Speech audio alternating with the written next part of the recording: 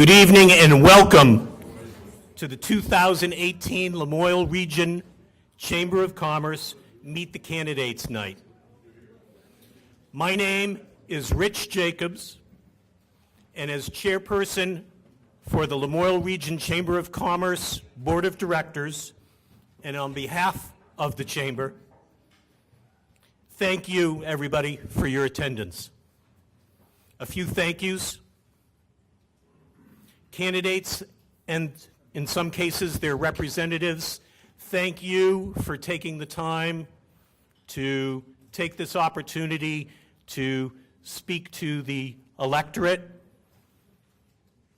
We appreciate you traveling out, some of you from longer distances than others, and we appreciate that. Northern Vermont University Johnson Campus, we really appreciate the opportunity to have this event here on your campus, and we appreciate the hospitality.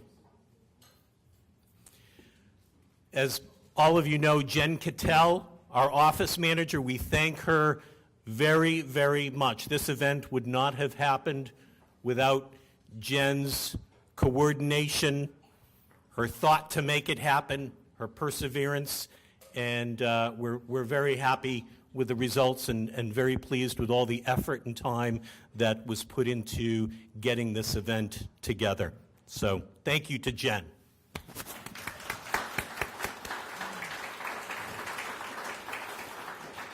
Green Mountain Access TV, if I said it correctly, is here to tape the event, and this will be on the local public access television, from my understanding. And big thank you to Green Mountain Support Services, Josh Smith, for sponsoring this event. We appreciate the sponsorship on behalf of the Chamber, and appreciate the opportunity to hold this event and have all of you here. At this point, I'll turn the microphone over to our moderator for the evening, Jeff Lindemer.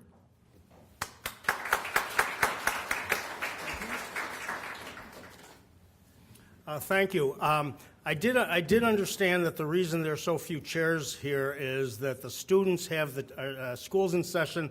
The students paid for the chairs, so they got them, most of them. The agenda, and I'm not going to take any of your time, but the agenda is to invite politicians to speak for 5 minutes apiece. Boy, I'll tell you, that'll be a miracle. So we'll start right off the bat. I think I'm forgetting something, so I'm going to park myself right there, and at the end of 5 minutes, roughly, I'll stand up, and that'll give you a hint that you're running low on time. Our first speaker is, oh, I know.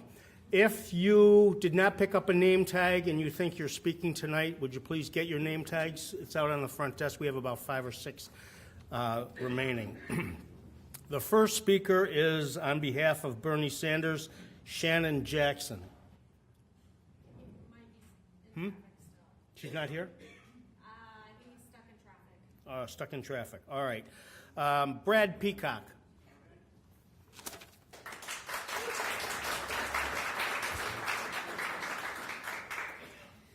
Wow, thank you. This is my first foray into politics. I'm 38 years old. I was born and raised in Vermont. I'm very proud to say that. I'm a farmer. I've been farming my entire adult life. I make about, hopefully this year, maybe about $32,000. I struggle to pay my health care. I bought a piece of land that I thought maybe, the dream of mine, riding around as a little boy, looking at all the farms, hoping that one day maybe I could have one. A little over a year ago, bought a piece of land, but this year realized with all the cost it takes to do that, it probably wouldn't happen in my lifetime. So unfortunately, my husband and I just put it up for sale. This is part of the reason why I'm running. Vermont is an amazing state. I absolutely love it here. I've been lucky enough to travel around the world. I've never found another place I'd rather live. The people are amazing. 18 years old, I joined the military. 19 years old, I was kicked out for being gay. Suicide was a daily battle. And I only survived because of the people of this state. The kindness that I got from my community helped save my life. I really want people to please understand that even the smallest acts of kindness can change the course of someone's life. It did mine, and I've now been farming in my community, providing food for my community, and being an active participant in it for many years. I'm really worried about the way we're going. Our young people leave, they don't come back. Our bond rating just got reduced because we're not going to have the tax base to provide for all what we need to do. And that's really too bad because, like I said, it is an amazing place. And I just think maybe we need to get back to basics, get back to our value system. And I'm not looking to get wealthy. I'm just looking to make a living, have my health care provided, and hopefully maybe have a little bit for retirement. So I'm not looking for much, I don't think. I just think that we are on a course that we really need to fix. And I think that's coming together as one state and figuring out what it is that we can do to help provide for the future generations. So there's not a lot of people my age in Congress right now, and that's also part of the reason why I'm running. I'm standing up for all future generations because I know what it's like, and to be a part of my generation, be $60,000 in college debt because I was relying on the GI Bill, but that didn't come through. So I just want everyone to please think about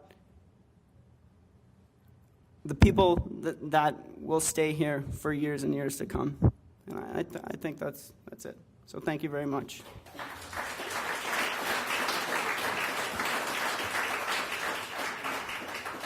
All right, I've already made one mistake. I did not announce the position that this is going for. This is for U.S. Senate. And thank you, Brad, for speaking. Our next speaker, Lawrence Zupan.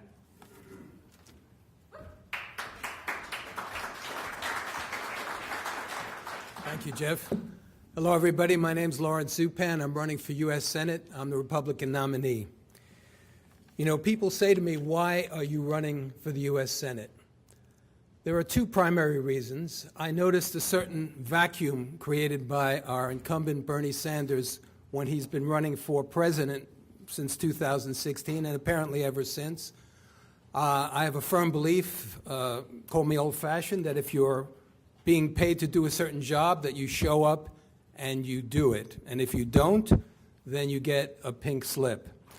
Lawrence Zupan is the pink slip for Bernie Sanders in 2018. But perhaps the more compelling reason would tie into telling you a little bit about who I am. I grew up in New York City with a father who was a devout socialist. So as an 8 or 9 year old child, I looked up to my beloved father, and he taught me that he thought socialism was the fairest economic system for all people. And as I went on in life, I began to form my own opinion about what worked and what didn't work.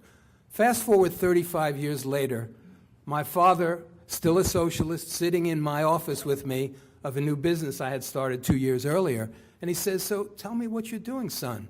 I said, "Well, Dad, The last job I had, I was successful. I saved some capital. I saw an opportunity. I started my own business. You see the 5 people outside? I pay them a salary. It supports them and their families. And I also pay for their health insurance. With the money that's left over, I pay myself a salary. I pay my taxes. And thank God there's something left. And I'm planning on growing my business further. And that is what my life is about now. And he said, wow, son, you've taught me more in half an hour about your creative free enterprise capitalism than I knew in my whole life. So I consider my job right now as a candidate for the U.S. Senate is to reinvigorate the dialogue, the conversation about what made America the envy of the world in the first place, and what can still reinvigorate our country and keep it the best country to grow up in for our families and grandchildren.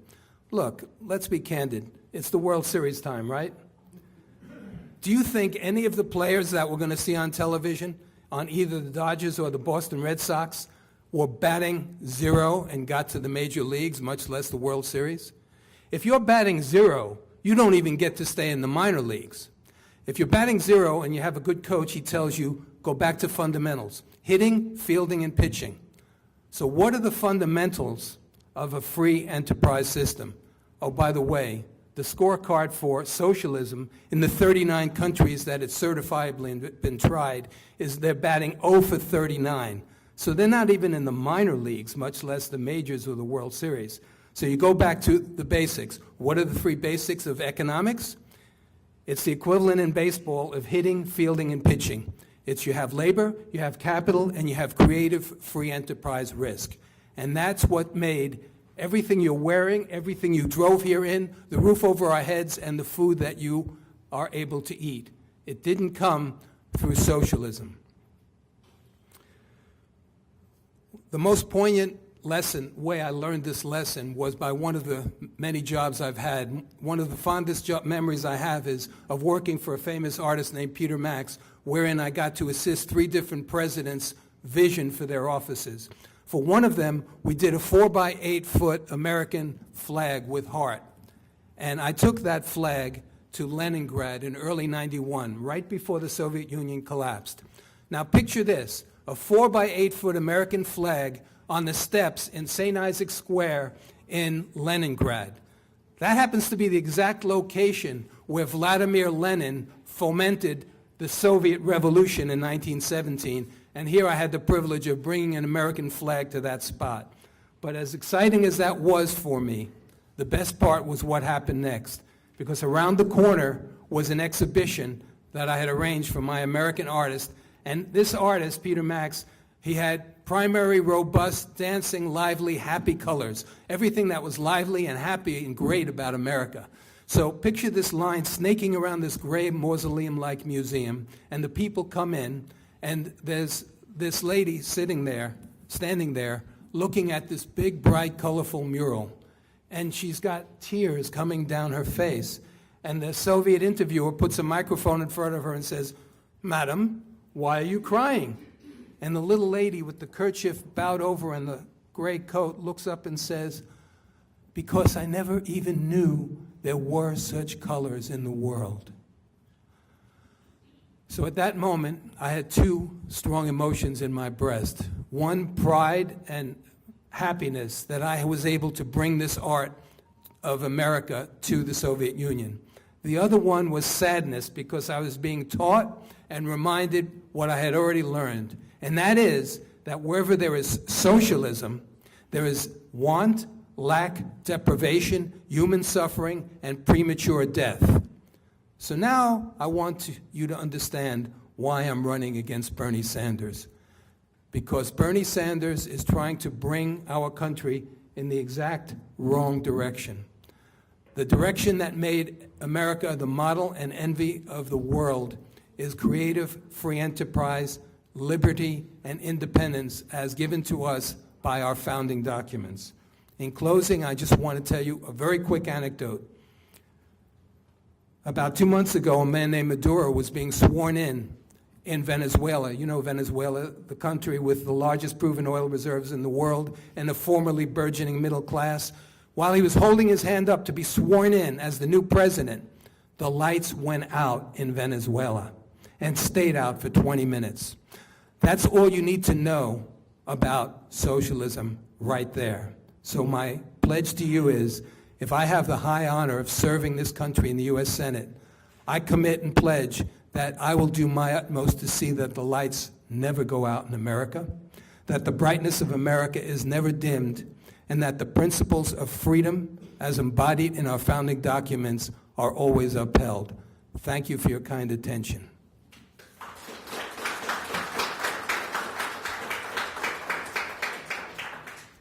Thank you very much, Lawrence. We're going to jump back up before Russell. Oh, I want to first apologize. I'm going to mispronounce names tonight, so please correct me if I get your name wrong. Correct it when you come up, please. Shannon Jackson is here representing Bernie Sanders. So I'm told. Oh. Hey. Come on.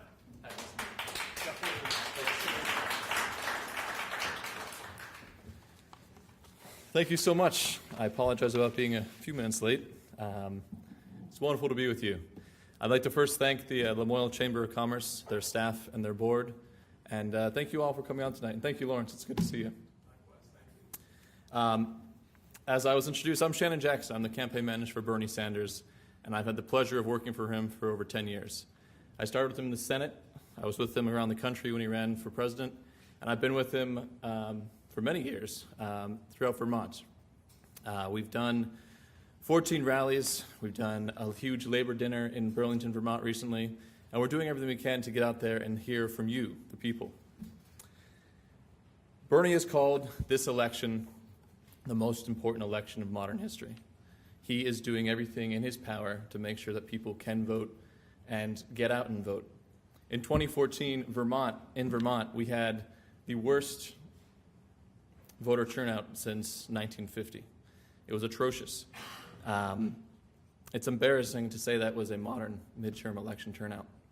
Our campaign, one of our top goals, is to make sure that in this state, where thanks to Jim Condos and the legislature, we now have very open and strong voting policies, we make sure that we have a strong, massive turnout this election cycle.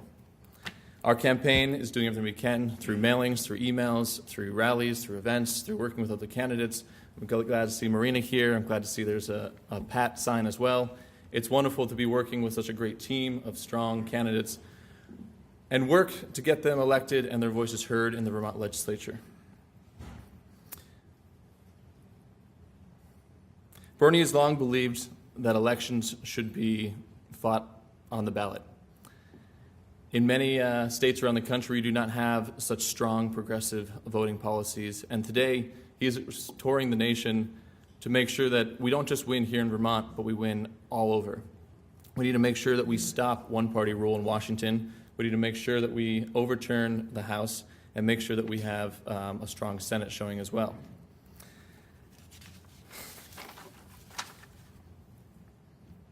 Bernie will be back. He's coming back this Sunday, and we're looking forward to using the last days of the campaign to make sure that they are as Vermont-centric as possible.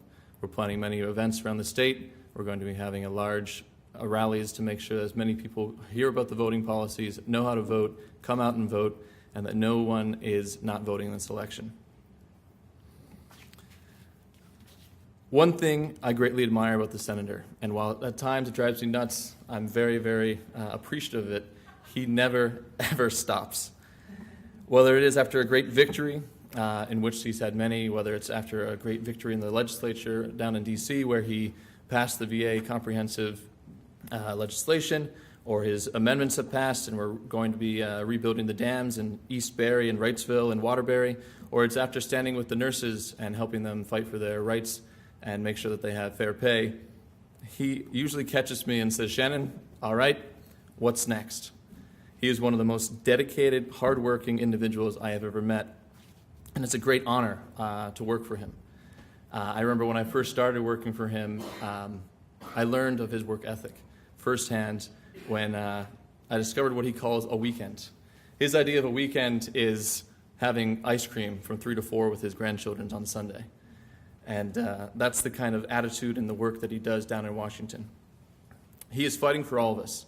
He's leading the fight on health care. He believes that health care is a human right and no one should have to choose between paying their electric bill and the prescriptions they need. He's leading the fight on making college education affordable and that every student who studies hard in school should be able to afford college without going into unbelievable debt. He's leading the charge in the economy and fighting for a livable wage, and he believes that nobody who works 40 hours a week should be living in poverty. I'd like to close with addressing the news of today. Today, and part of the reason I'm late is because we've been dealing with this terrible situation in which cowards have been sending dangerous packages to politicians. I'm proud that in this state, we don't fight with violence and negativity. We fight with words and ideas.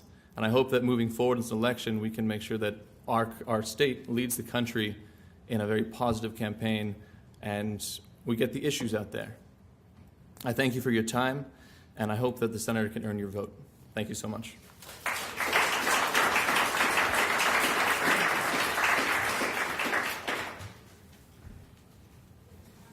This is probably the first name I'll get wrong. Russell, thank you very much, Shannon. Russell Best or Bestie? Bestie. Bestie? As in your bestie. Russell, thank you very much. Pleasure to meet you.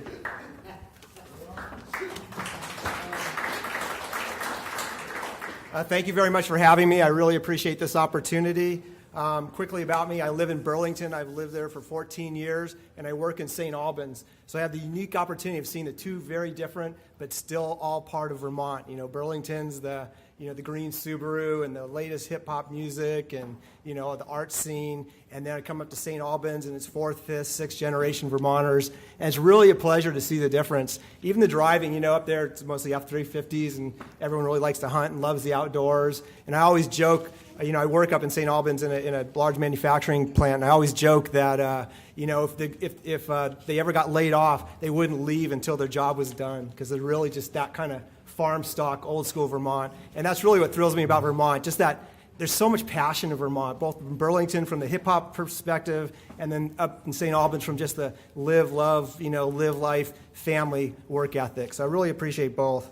Candidate-wise, I'm an independent. I'm very much focused on issues, not sides. I'm really tired of all the divisiveness we've seen over the years. It's just gotten so terrible, and part of it is people are picking sides. And as soon as you say, oh yeah, you're a conservative or you're a liberal, you've lost the ability to even interact. And the reality is, we all, no two people think exactly alike. Even my wife and I, not that we should, maybe, but we have issues about each other that we discuss and talk about. And so I really work really hard on issues, and I host a large Facebook a videotape and a bunch of different discussion threads, and it's really taken off. You should visit. It's at Facebook at Vermont Bestie, and there are literally hundreds of Vermonters right at this second typing notes and arguing back and forth on these discussion threads. It's passion. It really is.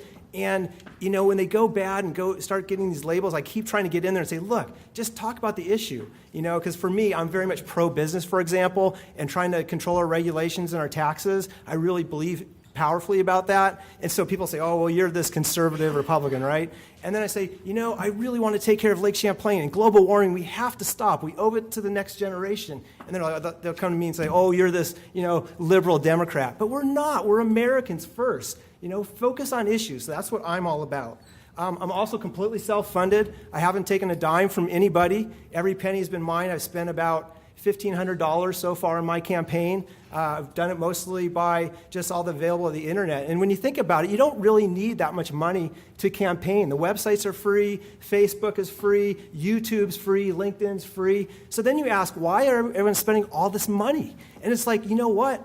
They're getting money because they can get better TV ads, more glossy pictures and stuff like that. In a way, they're kind of buying their way into the election, because once you take money, then you owe someone a favor, whether you admit to it or not. And the problem with that I have is then that devalues your vote and your vote and your vote and my vote, because it's not worth as much as the guy who just spent $2 million for the campaign. So I really believe we got to get money out of politics, and I'm really a fan for that, and I will drive hard if I'm elected as U.S. Senator to do just that. I'm a family man. I have 3 kids. My oldest is in college, so I'm feeling the pain in the pocketbook. It's tough. So I really am a big supporter of trying to drive down college costs. They're ridiculous. I mean, it's over $50,000, $60,000 a year. There's no reason we should spend that much money to get our kids through college. I've been active in the community for a long time, sports teams, Little League, baseball, Boy Scouts, Cub Scouts, served as the vice president of the PTO. So I've been involved in the community for a long time down there. Experience-wise, I have a bachelor's degree in biochemistry, I have a graduate degree in chemical engineering. I'm recognized worldwide as a leader in the biotechnology field. So I travel a lot around the world and present a lot, and I'm trying really hard to bring companies back here to help bring jobs here, which I'll get to in just a second. Earlier in my career, I designed and built my own home, so that was a real experience, not just from the building perspective, but from the regulation perspective, because, you know, you don't want to mess with a building inspector. I finally got to the point where I'd give him an easy softball so he wouldn't make me do something really difficult to fix.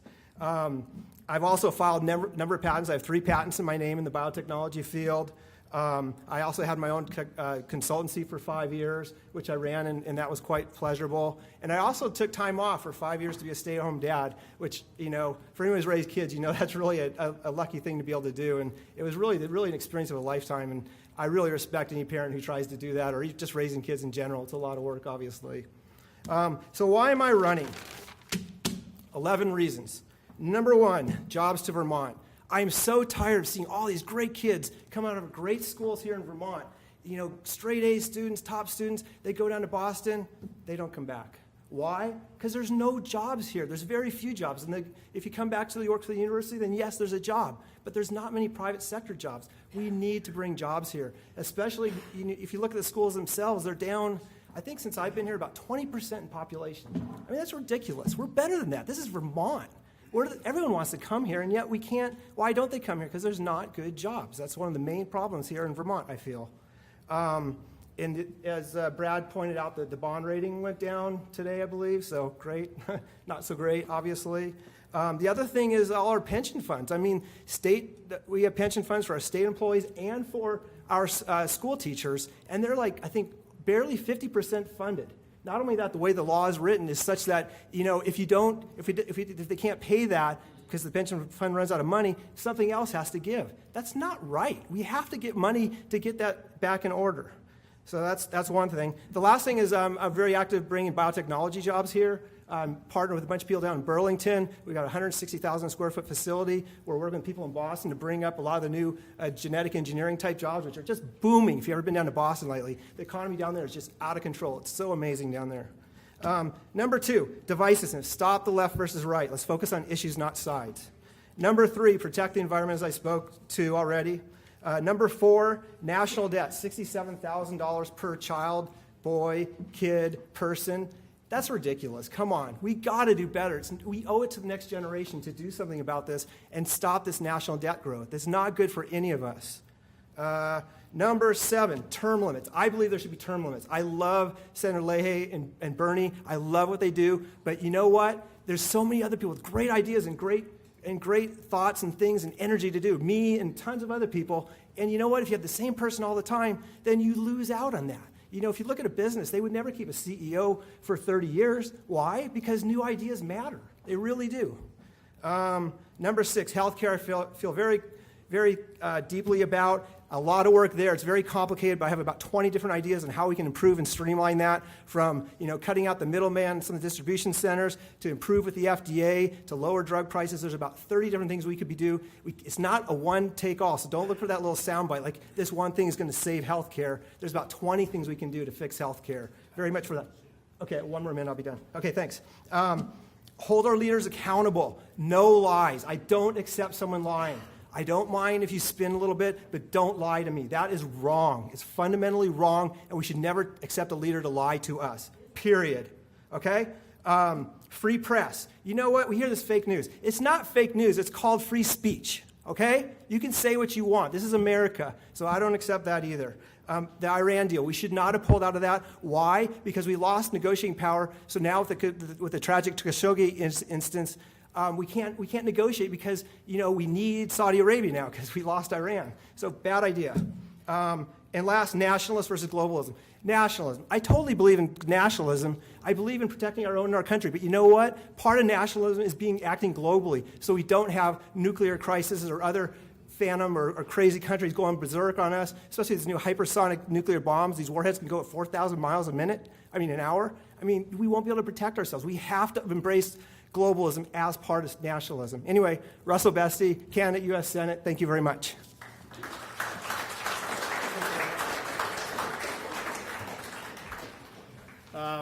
One reminder for the 5-minute rule. We'll try and figure out a way to enforce it. So those are the candidates for the U.S. Senate, and now we're moving on to the House of Representatives. And this is another name I'll probably get wrong. Anya Tino? Tunio? Pretty good. Tino? Tino. Tino? And I brought my own stopwatch. I'm on the clock. I'm Anya Tino. I'm running against Peter Welsh for U.S. House. A lot of people ask me why I'm running, why I would choose to do this at this time, why I think I can, all of those things. I'm going to cover those briefly. I'm running because I know that we can be doing better than we are in the state of Vermont. Our economy can be better, we can stop the decline in agriculture, and we can support our citizens' rights to freedom. We can do all of those things. There's a couple of things about me that are unique. I'm a conservative Republican in the state of Vermont. I'm 25 years old, which makes me the youngest you can be to enter the United States House of Representatives. And I believe in the Second Amendment. I would also be the very first woman ever sent to Washington from the state of Vermont, which I find rather surprising being such a progressive state. But those are not the reasons that I'm running. I'm running because I believe that whether you are a Republican or you are a Democrat, you have to elect leaders that respect and value our Constitution as the law of the land. Our founding fathers and everybody involved in winning our freedom and keeping our freedom over the years would be appalled at what is going on right now with the undermining of the freedoms that they worked and died for. We can improve upon many things in this country, but we need to accept the Constitution as written, and it is very important to me that we do that. I don't know how many people here are in college or of the younger generation, but the world that you grew up in would not be here today without those precepts. We would not be the free nation that we are if the Constitution was not adhered to throughout the years. And it is very important to me that we preserve that for our children and our grandchildren and their grandchildren to make sure that we can offer the very best country in the world to them as it was given to us by our parents, grandparents, and so forth. It is very important to think carefully about who's telling you what to think. If you can't agree with what people are telling you, you need to go out, study the issue for yourself, and make an informed decision. I could not agree with what I've seen going on for the state of Vermont for the past 12 years with the U.S. House of Representatives. Peter Welsh, I'm sure, is doing the best that he can, but I believe that my perspective in Washington is necessary. This nation is not the same as it was 5 years ago, 20 years ago, or in the case of Patrick Leahy, who I'm not running against, 44 years ago. We need to have new ideas in Washington, as that gentleman was just recently saying. We need to allow other people's ideas to have a chance to succeed, because when you have single-party leadership for the state of Vermont for quite a long time, there's no excuse why these ideas have not created the utopia that they claim to want to provide. It is necessary to have a younger perspective. It is necessary to have a different perspective, and it's necessary to have a working class perspective. I bring all of those to the table. I believe and know that I am the candidate that will stand up for you every single day in Washington. I will stand up for our Constitution. I will stand up for our country, our state, our freedoms. I will fight for our economy, fight to continue to have agriculture as one of the mainstays of this state, because we will face a food crisis if we do not turn the trend of declining agriculture around. I will speak briefly to what is going on in the news today about the bomb threats. It is unacceptable to have bully tactics from either side trying to influence an election. It's un-American and it won't be tolerated. I wouldn't tolerate it, the president won't tolerate it, and the country in general won't tolerate it. They will find who did this and they will be brought to justice. I also will say that the state of Vermont has experienced the same type of thing. The candidate in Colchester, Desiree Morin, received a horrendous, heinous threat, and she is still campaigning, which is to her credit and her strength. I will not be stopped by threats, and I'm sure nobody in this room intends to be either. We can and will have civil politics. It has gone too far in the past decade, and it does need to be reined in. You cannot allow your country to descend into anarchy because you want your opinion known.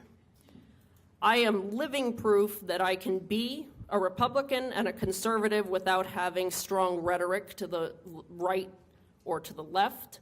I believe that the divisiveness that has entered this country is a design to ruin our freedoms and to take away our freedoms.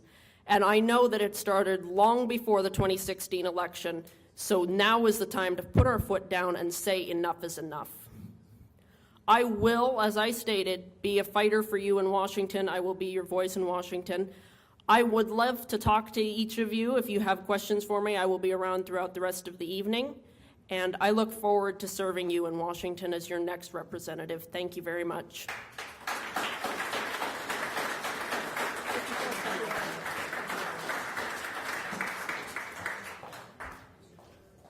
Okay, that takes care of our federal positions. We're moving on to governor. And first up, speaking for Governor Scott, my understanding is Heidi will speak for Heidi Sherman will speak for Governor Scott and also for. Is that all right? Yeah, that's fine. All right, so Heidi gets a buffer. It's okay, I'll save time to do it.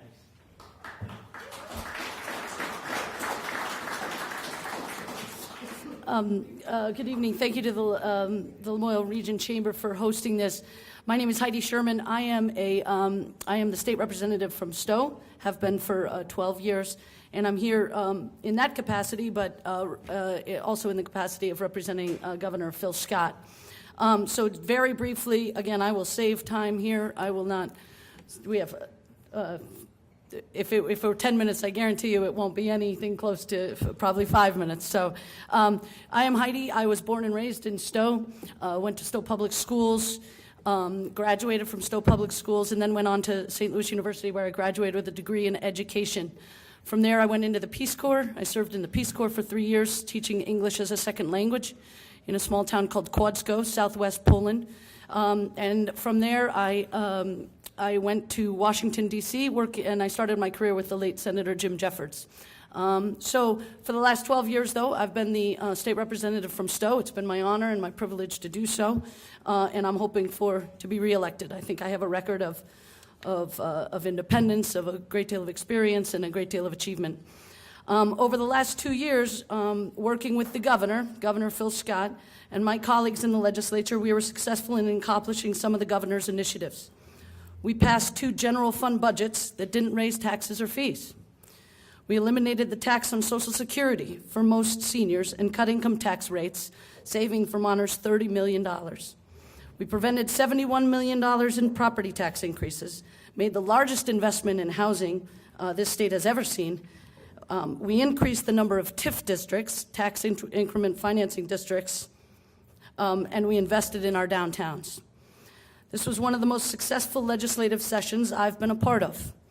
Yes, there was some drama. There always is. As we all know, all of us candidates here know, there's always drama.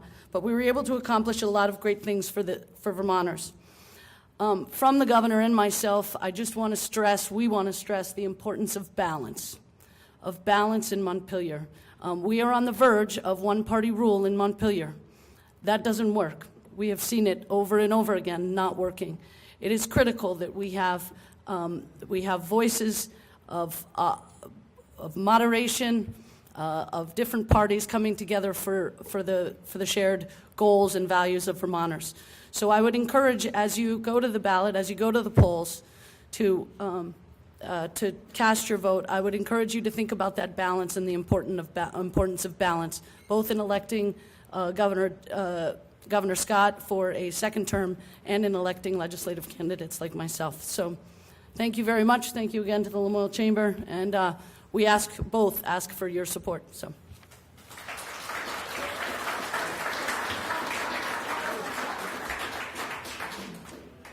That was great. I think we picked up a few minutes. Now, I think we have Cameron Russell. Yes, come on.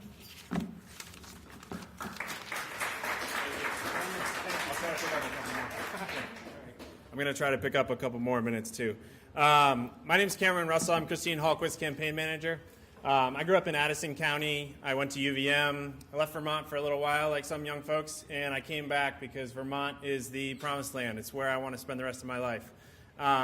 I met Christine just this past winter. You all probably have known her for a little bit longer up here in Lamoille County with Vermont Electric Co-op around the corner. But when I've been involved with politics for a little while, and when thinking about getting back involved in another campaign, I met Christine. I sort of was like, well, do I want to work another campaign? I don't know if we know quite what we're getting into here. It's a serious endeavor to work 24/7 all the way through to Election Day. And I met Christine, and she just struck me as somebody who is authentic. She knows exactly who she is. She is going to work for a top line goal, and she's going to bring people together to get there. I also wanted to just talk a little bit about Christine's personal story and why she's in this race. Christine voted for Phil Scott in 2016, and this is really not about it's not about like others have said. This is we want to be civil. We want to run a race on the issues. Christine and Phil are going to be talking tonight on VPR and PBS about those issues that face Vermont.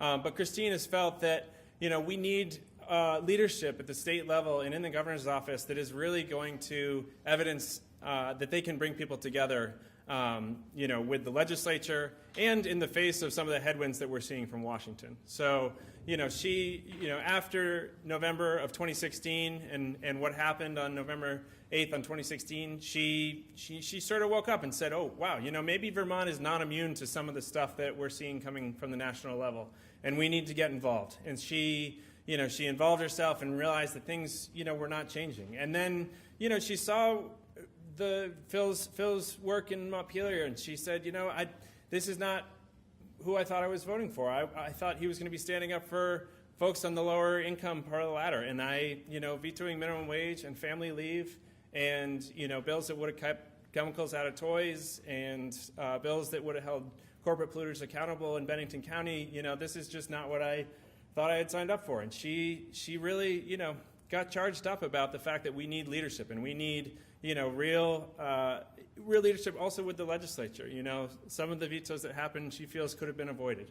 But I want to step back a little bit, because one of the things that I've noticed about Christine that I really just admire is her, even in talking with me, who's been involved, is like, well, why don't you say it this way, or why don't you say it that way? She's like, no, because everything that I'm going to stand for is going to be about bringing people together. It's going to be about how I'm not going to use divisive language. We're not going to say tax the rich. We're going to say, let's talk about people paying their fair share and how we can grow revenue. What are we going to do? And growing revenue does not mean raising taxes, contrary to popular so what some folks think. She's talking about, if we've legalized marijuana, why don't we move to a tax and regulate system so that we, can have the safety benefits of knowing, what's in, if folks are going to be using this, what's in their marijuana, and so that we can recognize, that income. She's going to talk about, education. Every child deserves to have a quality public education. She believes that local decision-making should be respected, that small schools ought to be able to make those decisions, and that, mandates shouldn't be coming out of Montpelier. We can control costs. She knows how to control costs, but she also knows what it means to grow revenue. She's talking about the environment, the leadership that she's had here at the co-op, with moving to, more sort of carbon-free sources as far as electricity generation and getting to Vermont's goals of 90% by 2050. She believes we need a plan. You know, we can't just say we're going to get to 90% by 2050. We actually have to figure out how we're going to do that in heating, cooling, transportation, et cetera. She believes that we should continue to strive for more affordable health care. When we're spending 18 cents on every dollar for health care, we might be able to freeze taxes, but if we're talking about healthcare premiums going up at 8, 10% a year, you might not call those taxes, but those premiums are going up, and we need to figure that out. And so whether it's a solution that we find at the state level, yes, we didn't get there, with single payer. We all know that. Vermont's a small state, less than 0.2% of the country's population. But we could work together with other states on this. There are other, multi-state initiatives where people work together. So I think for Christine, it's like, let's focus on what's not working and let's have agency. We can't just say, Vermont's on the decline, and we're not going to be able to solve these problems. No, that's not the spirit of Vermont. That's not why I came home. I came home because I believe that Vermont is a place where we can be a bellwether state. We can sort of stand up and say, you know what? We believe that people should have a quality public education. We believe that we're going to take care of our environment. We believe, that people, should not be making money off people getting sick and dying. Those are principles of a civil society that we ought to be working together on. So, I think that, some of those ideals and is why Christine has been endorsed by, our entire federal delegation, by our state treasurer, Beth Pearce, our attorney general, T.J. Donovan, Lieutenant Governor David Zuckerman, Auditor Doug Hoffer, and a number of local senators and representatives, because they believe that, she really has the leadership qualities and abilities to do what it takes. And I want to just really quickly talk about meeting her kids since I've been involved with this campaign. So Derek, Jill, and Kirsten, Christine's 3 kids, have talked to me a little bit about growing up with Christine and what that was like. And the thing that really sticks out to me is a spirit of agency, a spirit of like, we can do this. When they say, hey, Christine, could we do this project where, can we go fishing on the reservoir, or are we, Derek and Christine get up and maybe they win a fishing tournament because they know exactly where to go, or we're going to build a rope tow on the hill using an old car motor. And Christine's like, yeah, of course we can figure that out. We can do that, So the point being, that Christine doesn't settle. And if anybody here knows Christine, you all know that to be true. She is stubborn, but she's stubborn for the right reasons, to get things done. So her kids joke that on her tombstone, it's going to read, watch this. So I just want to close by saying, what Christine would say if she were here, and that's nothing's impossible if you're on the side of justice. Thank you all.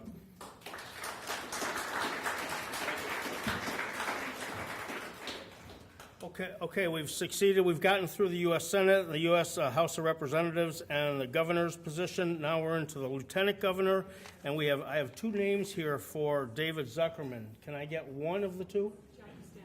Jackie? Okay, Jackie Stanton.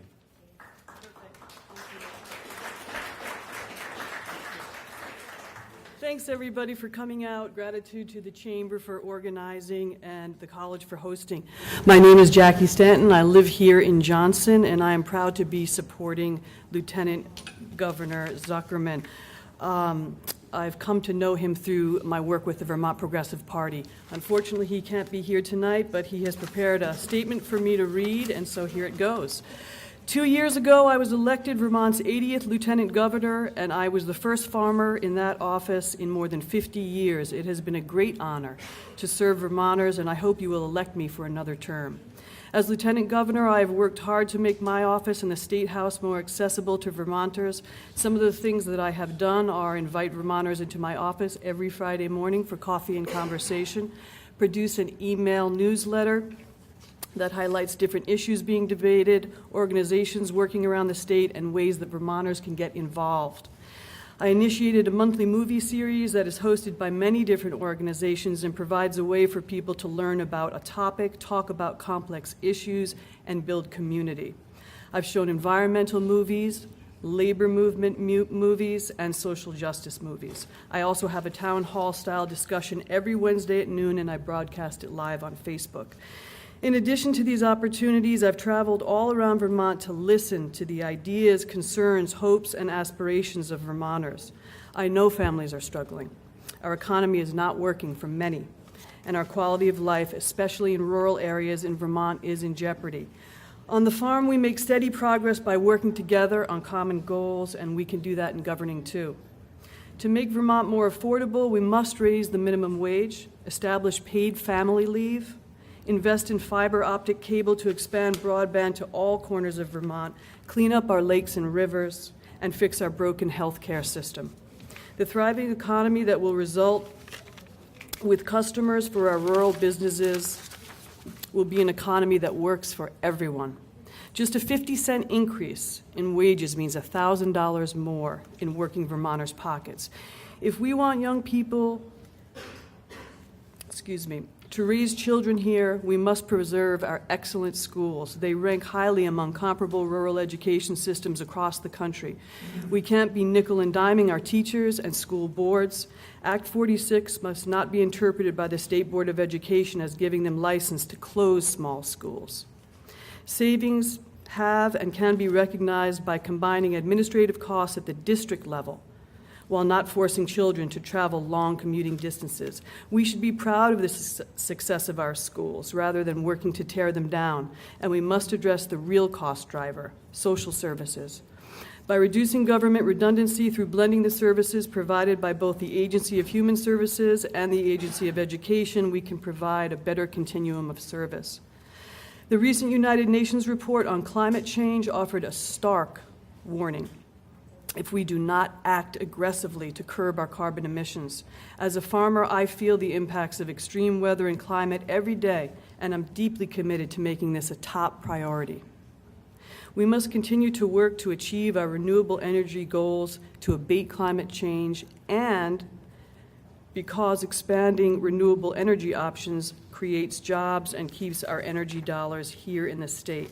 Finally, we must admit Vermont has a problem with racism and implicit bias. I am deeply committed to do what I can to bring people together, to identify tangible steps that must be taken to ensure everyone in this state has a voice, is respected, is given opportunities to succeed, and feels welcome. As a leader of this state and as a white person, I understand that I must take a lead in pushing this agenda to the front of our discussions and ensuring we don't just talk about racism, bias, lack of opportunities for people of color, unfair policing, disproportionate arrests, and all forms of discrimination, but actually start to do things to address these issues. Vermonters of all political persuasions can work together with respect and civility to solve problems. That is and has always been the Vermont way. I look forward to being part of the solution and hope you will vote for me on or before November 6th. Thank you.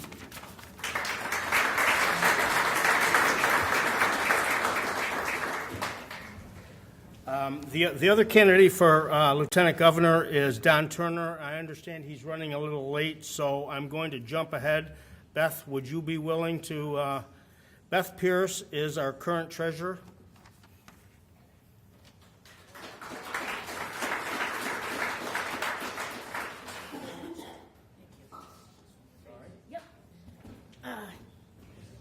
Thank you very much. I brought a timer, so hopefully we'll be fine on this. Okay, so first, say thank you very much for your hospitality. Thank folks here.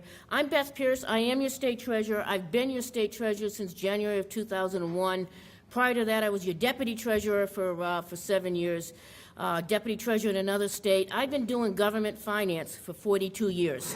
I know I don't look that. I must have started when I was 12, but no. But I have been doing it for 42 years. I've been a deputy comptroller, I've been a deputy treasurer, I've been a deputy accounting manager, financial operations manager. I know finance, and that's my job. It's not about politics. The job is about making sure that we take care of the state of Vermont, and that I'm a financial steward with those dollars. Now, you say, how many dollars? Almost $6 billion flows through our office every year. On top of that, we have $4.5 billion in pension funds. We have other funds that we invest as well. We are stewards of taxpayer dollars, and my job is to make sure I do right by those dollars. And for me, that's by being bipartisan, by working on making sound economic decisions, sound financial decisions, and I think that I'm very proud. I always say I have the best staff in the state, and once in a while I say that in front of one of the governors, over the past years, and they kind of look at me a little funny, or other folks. But I've got great staff. They work real hard, and I'm very proud of those people. Now, I want to get into one other thing on this, which is the bottom line is what I care about. But that bottom line belongs to every single Vermonter. That bottom line isn't for a select few. That bottom line is for every single Vermonter. And part of what we do in the Treasurer's Office is find ways to make that work, find ways to be able to help people and help them improve their lives in the process. And we do that on a bipartisan basis. We took a look at private retirement and said that 104,000 Vermonters do not have access to employer-sponsored retirement. So what did we do? We worked with the governor, we worked with the legislators, and we ended up with a bill this past year that allowed us to implement a program, and we're in the process of doing that. And that bill was approved by every single person but one vote, one non-vote on the Senate and the House side. That's bipartisanship, tripartisanship. That's working together to get it done. And I want to thank the legislators all who helped make that possible.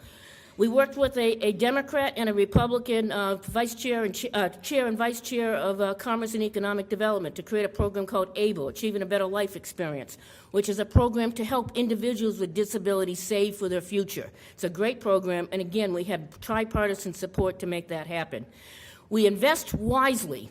We look at the ways that we do our pension funds. Now, I've heard a lot about pension funds and the problems with those pension funds. They're there, and the problems are there because we did not practice good financial stewardship from 1990 to 2007 when we didn't pay our bills. Since then, we've been paying the bills. We're working it down. Employees have stepped up to the plate. For those who don't know that, employees have stepped up to the plate, put more money in. We've changed the way we finance some of the programs. All in, we will save taxpayers from 2010, when we made most of those changes, to 2038, when we will pay down the liability, $1.3 billion, while still maintaining retirement programs and working through this problem. There are no quick fixes. We got problems. We have to work together to solve them. That's what our office is about. That's what I'm very proud of. And we can continue to do smart financing and help people, all our Vermonters, all our hardworking Vermonters at the same time. Now, I'm going to follow with a little bit of a baseball analogy, which was before, and they talked about, the zero average and so on. Let me point out something. Anybody know who Ryan Brazier is on the Red Sox? You probably saw him pitch a few times. Okay, he got hurt. He ended up with Tommy John surgery. He ended up over in Japan. And he got a chance, even after that, he got a chance to go out for the Red Sox, to try out in spring training, and ended up on the team, and now he's in the World Series. And if you saw him take on Aaron Judge, that was pretty good. No offense to the Yankee fans here. But the bottom line is he needed help, he needed support, but he worked his tail off, and he got it done. And every single Vermonter should have that opportunity to work, to have a decent life, and to have an opportunity for a financial well-being all through their lives. That's what it's about, sharing and working together for hardworking Vermonters. We're going to continue to do that in our office. We're going to continue to work with the legislature. That's the Vermont way of getting things done. I ask for your vote. I want to continue the good work that we've done, and I ask for your vote on, was it November 6th? I'm looking over at the Secretary of State. Thank you very much. Thank you.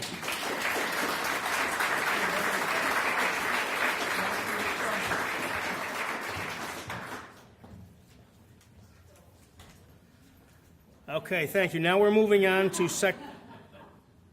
Secretary of State, and we've got our incumbent and candidate, Jim Condos.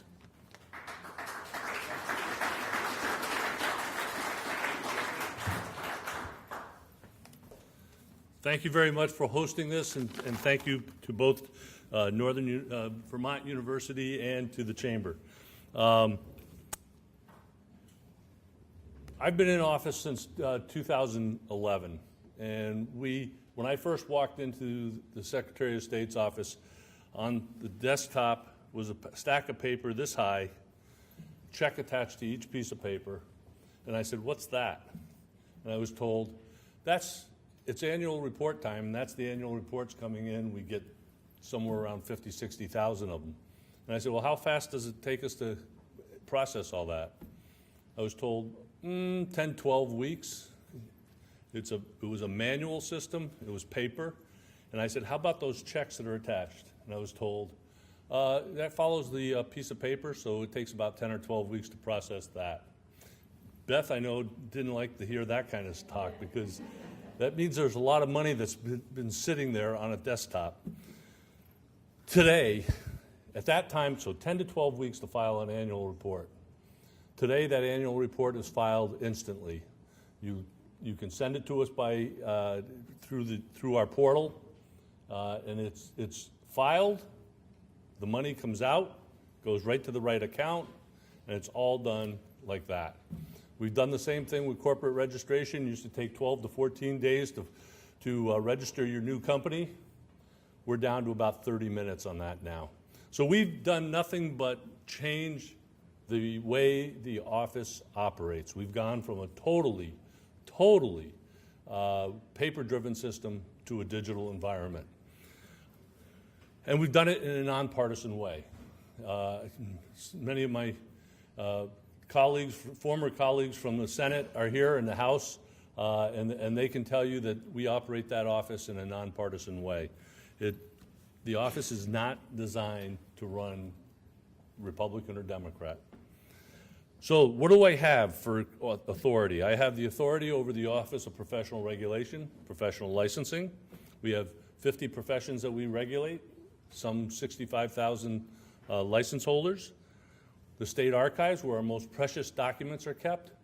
And just an example, right after Hurricane Irene hit, the next morning, Transportation Agency and Natural Resources Agency were in our office pulling those old maps off the shelf so they could find out where the bridges and the roads used to be.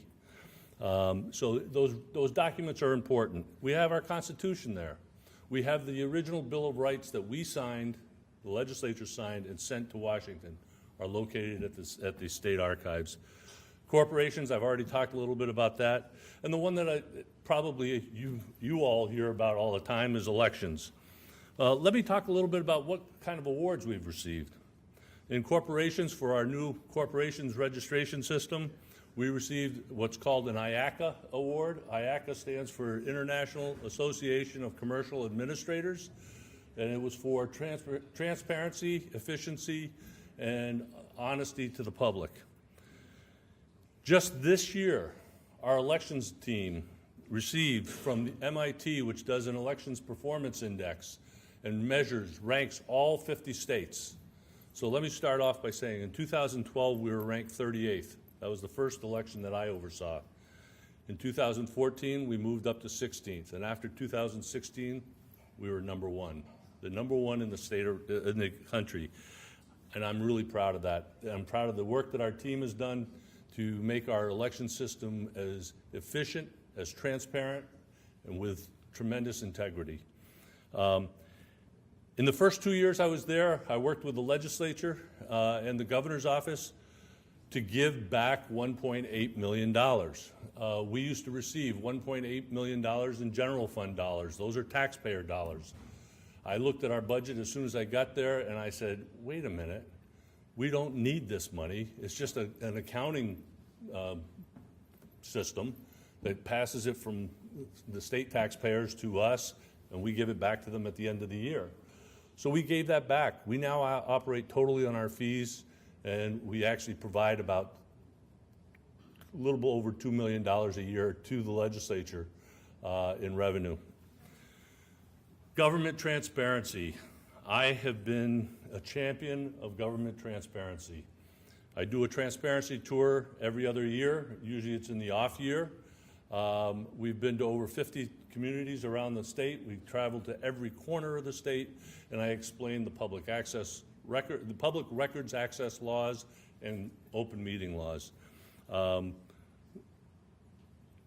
a firm believer that the public has a right to know, the public has a right to attend, and the public has a right to participate in what our government is doing.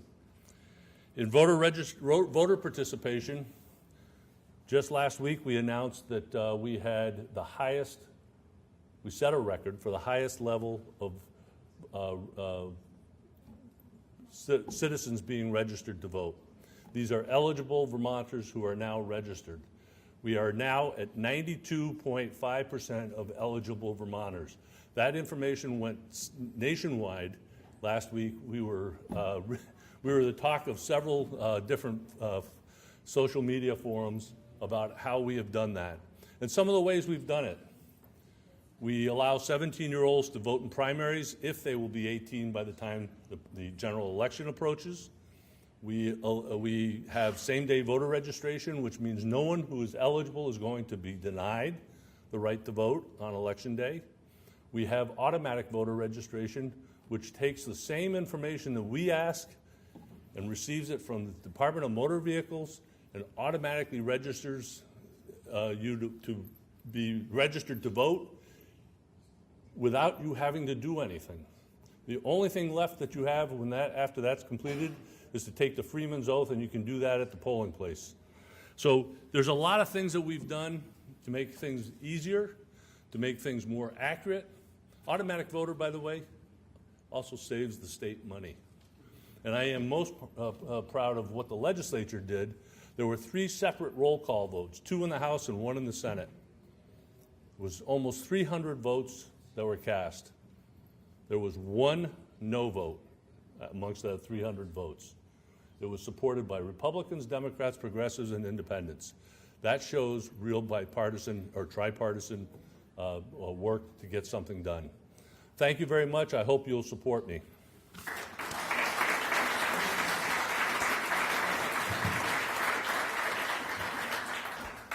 Okay, we're going to jump a little off script. We're going to go to the Attorney General candidate, Jansen Wilhoit.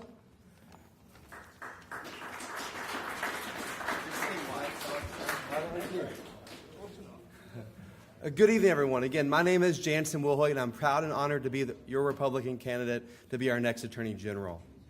I have had the pleasure and honor to serve our community in the state of Vermont for nearly a decade as a foster and adoptive parent, as a state legislator of my beloved town of St. Johnsbury for the past 4 years, and also as a public defender.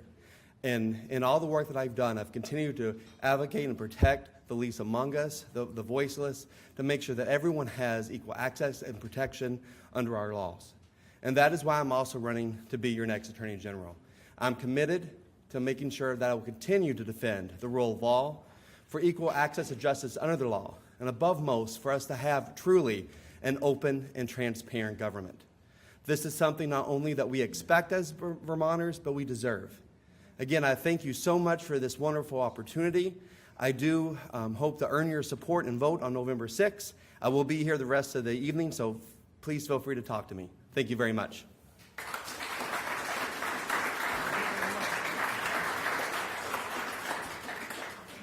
We're doing one more ad lib. We're going to invite Rich Westman in to speak for Lamoille State Senate. I knew that.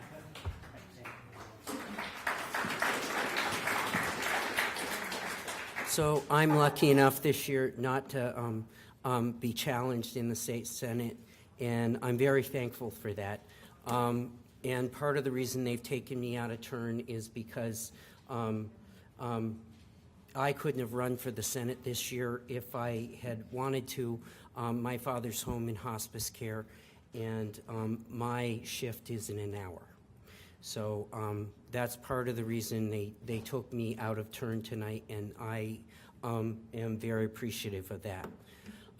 So I grew up on a dairy farm down the road in Cambridge, about 20 minutes from here. And I went to school right here, to college, and love this school. One of the issues that I'm most interested in is the issue of, and one of the things I think we most have to work on is the demographic problem in this state. And it relates to our funding for higher education and the debt loads that young people are taking out of college. I'm very proud of the work that people like Senator Starr, who's here, and myself, with Senator Kitchell and Caledonia County have done in the Appropriations Committee to, in this particular school in Linden, helped put together the funding for the merger of the two schools and working for that. I can report to you that this school and Linden, this is the first year in 5 years that they have had a balanced budget for those schools, and enrollment here is up 12%, which I think is very important. It's very important that we have good education and we have at a cost that people can afford to stay here, particularly young Vermonters that are that. And that directly relates to some of the support that we have tried to put in to higher education, and we have to do better. One of the other issues that I have worked on a great deal in the legislature is childcare. I think for young families, for people to stay here, childcare is something we have to do better with. I just give you a statistic. 47% of all the kids that are born each year, and we have about 6,000 kids born that are born each year, there is a placement in childcare for them. 53% of the kids that are born don't have any placement in regulated childcare in this state, and those families are struggling for a place to find to put their children. With that as the case, it's very hard for people in those young families to stay here. We have to do better in those areas. And I think childcare and funding for higher education are some of the basic issues that we need to work on to address the demographic problem here. And that's very important to me. One other thing, there are quality of life issues, and I would, for the local community around here, the rail trail, I'm fully committed to making sure that we find money for the rail trail. I would tell you, for the communities from Morrisville to Jeffersonville, there is nothing more exciting along in our communities than what is happening with that rail trail, and particularly in places like downtown Morrisville. It's a centerpiece of what those communities want. We need to have the trail finished. We need to work on that. Very grateful to Senator Sanders for the $5.5 million that he got to push that along. It has become something of great economic value, but creates quality of life that makes this a place that young people want to stay. I thank you for the time. I'll try to get out of the way quickly, but I really appreciate taking me out of line because I do have to get home. Thank you.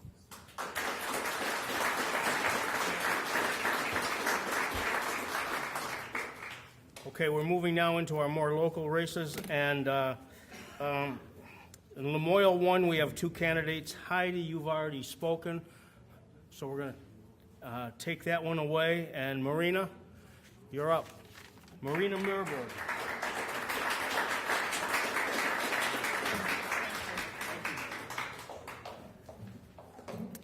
Hello, so my name is Marina Mirberg, and I am running for state representative for Stowe, or Lamoille 1. So my opponent has been in office for 12 years and has not been opposed previously.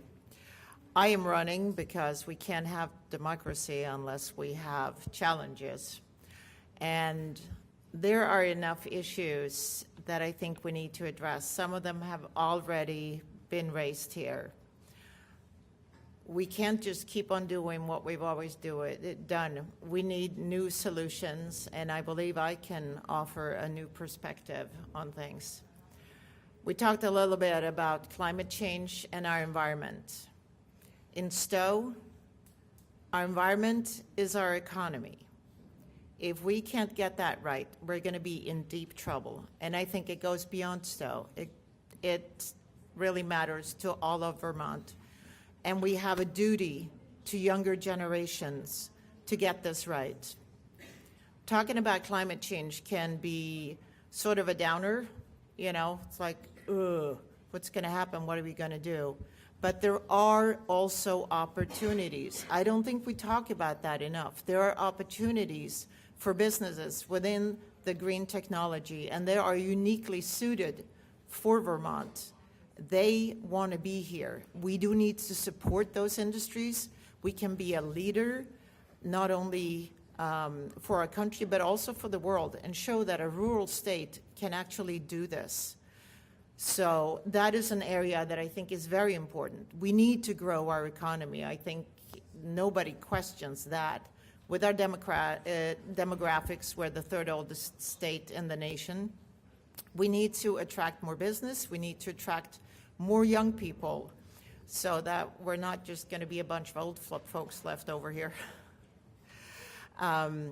One thing that we have to do is we have to improve our infrastructure, not just our regular infrastructure, but our electronic infrastructure. I'm in business for myself. All my clients are outside of Vermont. When the internet goes down, I don't have a job. And I don't need to tell you that young people will not consider living somewhere where they can't get on the internet or they can't use their smartphones. So those are issues that I know have been worked on for a long time. But I would actually echo Christine and say that, you know, we just need to solve this. We need to come up with solutions, and I believe we can if we work together. The last thing is we need to take care of our community and our families. Paid family leave is a program that is very popular, that was voted on in the legislature and vetoed by Governor Scott and voted against by my opponent.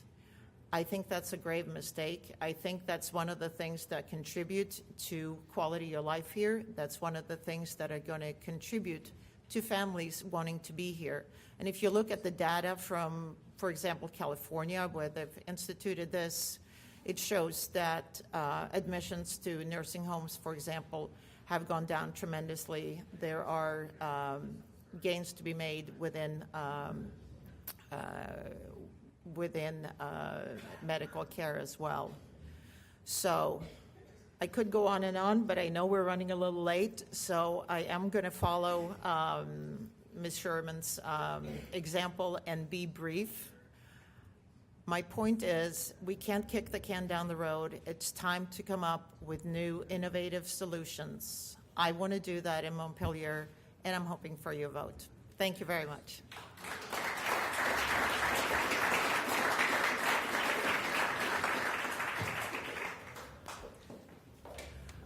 All right, we're moving on to Lamoille 2. We have 3 candidates. We'll start with Matt Hill.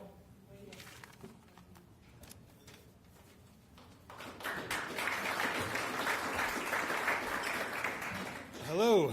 Thank you for everyone coming out tonight, and thanks for the Chamber for putting this on.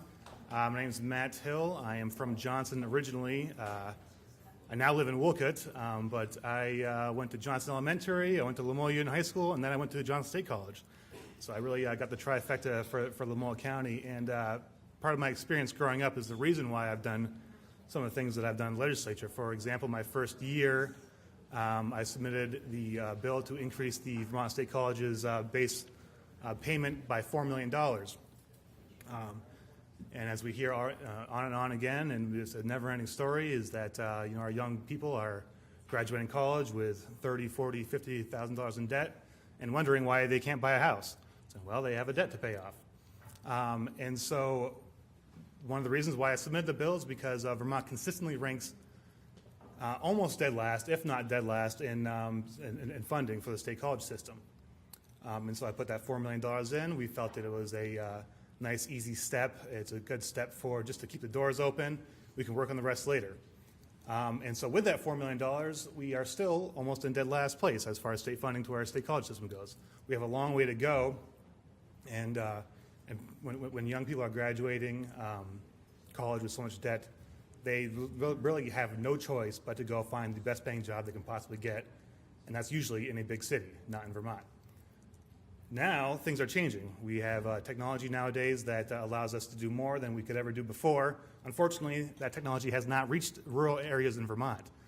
To get rural Vermont in a position where we can compete for jobs, we need to invest in high-speed internet. It's imperative. If we don't do that, rural Vermont will be left behind, and there's no going back. Internet is now as important as electricity is. We need to do it. We need to give people the opportunity, at least, to live in rural areas, because right now they just simply cannot do that.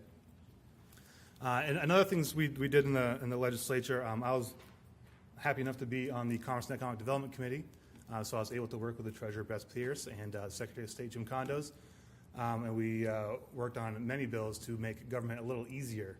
One of them was the one-stop portal for businesses, and that was a kind of pilot program to say, all right, instead of your local deli owner, instead of going through 5 different permitting processes, why don't we just have one place where they can go, they can fill out all the information, they can send their check, and all that information gets sent to the pertinent departments. We thought it was an easy thing to do, and we were very happy that Secretary of State's office agreed, and that bill went flying through the State House pretty quickly and is now on the books, and the Secretary of State's office is working on building the portal system for that. So nowadays we have, you hear in the national media that bipartisanship, and it's we have everyone hates everyone, and it's this and that sort of thing. And I'm not going to lie, that does happen in the State House sometimes. But for the most part, we all dig down. We want to do the best work for Johnson. We want to do the best work for Lamoille. And if you're Bobby Starr, you want to do the best work for Essex Orleans. And that's what we're really there for. And that's what it's all about. We're not here to pick on anybody. We're not here to talk down to anybody. We want what's best for the state, and so that's what we're there to do. And I hope that I have another chance to do that for the next 2 years. Thank you.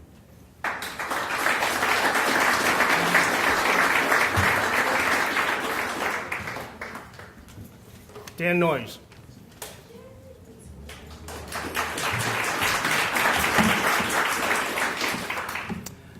Hi, I'd like to thank the Lamoille Chamber of Commerce and staff and board, as well as Northern Vermont University for hosting this forum. I'm honored to have been the representative for Wolcott, Hyde Park, Johnson, and Belvedere for the past 2 years, and I'm running for re-election, and I'll ask for your vote on November 6th. Last session, I served on the Human Services Committee, where it's our job to oversee the agencies that support the health and welfare of children, families, and older Vermonters.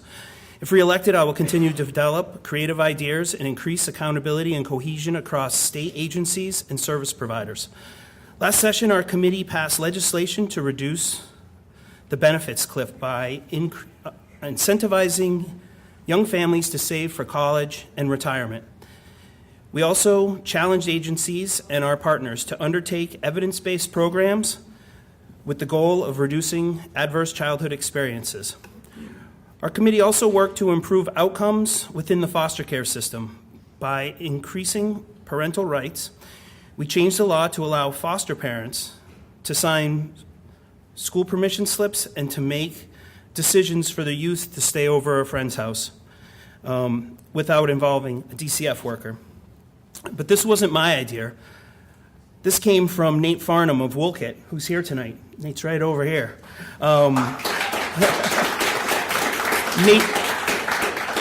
Nate grew up in the foster care system, and together he and I have been working on legislation for next session to improve our state's foster care system.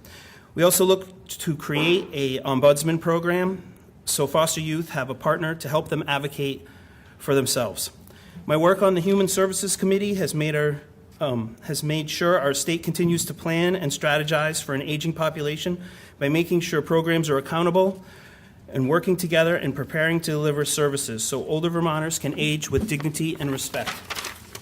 As one of 150 legislators, I'm committed to address the issues that will affect older Vermonters. I'm proud to have started the Older Vermonters Caucus with Senator Westman, who was here earlier. This caucus brings together legislators and senators across party lines to build consensus and discuss issues like the repeal of the tax on Social Security, workforce engagement, access to services, and how we fund Meals on Wheels programs. Our state is still struggling with the opiate crisis. Though we may have started to see see addiction rates level off, there's still a lot more work to do. The waiting list for inpatient treatment at our hub and spoke system has been eliminated. However, we need to further invest in recovery centers and prevention programs and to hold the drug companies liable to pay for it. I will protect Northern Vermont University and look for creative ways to reduce the crushing debt many young people graduate with. We also need to focus on our tech centers and to make sure students graduate with the skills and training needed to get good-paying jobs. Last session, I voted for a budget that didn't raise property taxes. I hope to do so again. There are savings to be had in our education system by restructuring the supervisory unions to align with our tech centers. And there's also savings that are yet to be realized as in changes we made to special ed. I've been working to find a solution for the check engine light and vehicle inspections that will protect the air that we breathe and keep the roads safe by developing an AmeriCorps program that engages youth in service and job skills. Your vote for me in November will allow me to continue to be your voice in Montpelier, where I can make sure my colleagues understand the struggles rural communities to fund our schools, keep our cars on the road, heat our homes, find good-paying jobs, daycare, affordable housing, and internet access. Thank you.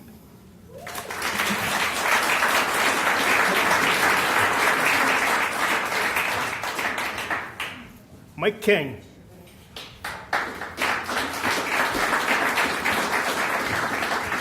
Hello, my name's Mike King. I'm the independent in this race. I'm a seventh generation working class Vermonter. I was born and raised here. After getting out of the military, I came back and I started my painting business, and I know what it's like to be working class. I know what it's like to have to fill your fuel oil 10 gallons at a time. I know what it's like to have to choose whether your light bill is going to be late or your water bill is going to be late. I paid my way through college while working full-time to support my family. I'm a graduate of Community College of Vermont. I'm in my final semester. Actually, I see my advisor back there. But I'm in my final semester here at NVU, and I did it while working full-time. The biggest problem in Vermont today is affordability. I'm going to go against the grain. Internet's not as important to me as affordability. If you drive any back road in Vermont, you see more for sale signs than you do political signs. That's really telling about the people that live here now. They can't afford to live here anymore. We have one of the highest tax burdens in the nation. Yet our legislators and our representatives keep pushing bills to increase the taxes. The working class cannot afford more taxes.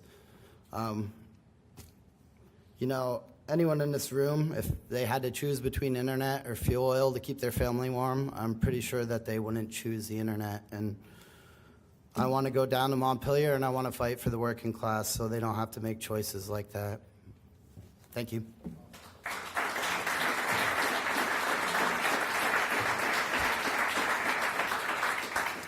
Okay, moving on to Lamoille 3, Lucy Rogers.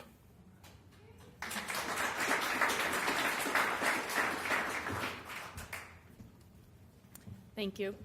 Thank you all for coming tonight, and thank you to the Chamber of Commerce for putting on this event. My name is Lucy Rogers. I'm running for the Vermont House of Representatives from Cambridge and Waterville. I was originally born in Waterville. I attended Waterville Elementary School and Lamoille Union High School. And after high school, I was faced with the decision of pursuing my interest in academics or pursuing my interest in agriculture. I've grown up with a family cow that I would milk each morning at 4 o'clock before school. I've always worked in the garden and sugared, and so I was interested in going down that road first. I work both in Vermont and throughout the country on small farms and for other small businesses, including 9 months in Alaska, where I worked on a produce farm and for a birch syrup business. And it was those experiences that actually drove me back to the academic side of things, because I saw that wherever I went, these rural communities were facing similar challenges, which stemmed from a lack of real representation for rural areas at governments of all levels. This brought me back east. I started my college career at Harvard University, and after 1 year, realized that Vermont is really where I want to be and where I want to continue to be for the rest of my life, and transferred back to the University of Vermont, where I finished my degree in biology. For me, the interest in rural issues and the interest in making sure that small towns are considered at all levels at all steps of the legislative process, from the very beginning of writing bills to the deliberation of bills to the final vote, is what drove me to run for the legislature. And throughout my campaign, I've tried to keep it as local and as people-oriented as I possibly can. I've knocked on all 2,000 doors in our district in order to visit people at their homes and make sure that my platform is in line with the needs and challenges that people in Waterville and Cambridge are facing, and that is exactly what I've found. I would like to centrally be working on healthcare affordability and accessibility in Vermont. And in addition, I think that an issue that's particularly important to smaller towns like Cambridge and Waterville is maintaining local control of our schools and ensuring that we are supporting our small schools and not forcing them to close against the wills of the individual towns. In addition, I'm focused on rural infrastructure issues, including public transportation, road quality, and internet, and in supporting our agricultural workers so that we can keep our food shed as local as possible in Vermont. The final thing I'll say before hopefully if you have any other questions, you'll be able to come up and speak with me later after the event. But the final thing I'll say is my opponent and I recently have received quite a bit of national attention for a duet that we performed after our candidates forum. And thank you. What I've tried to emphasize in every interview about this, whether or not it's gotten included in the final piece, is that it really isn't about the two of us. It's about coming from a community where what we've known our whole lives is to respect each other, to listen to different opinions, and to try to work together for what's best for the community, and putting that above all other outside pressure.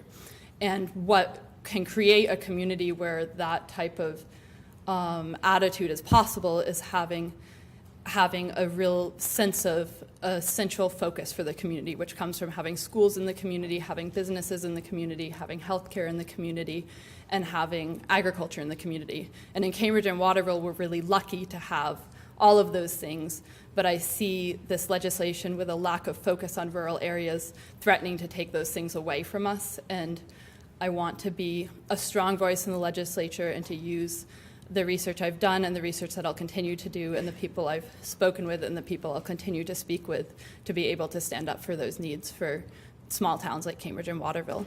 So I hope I can earn your vote in this upcoming election, and please talk to me tonight or call me or email me if you want to discuss any of my positions further. Thank you.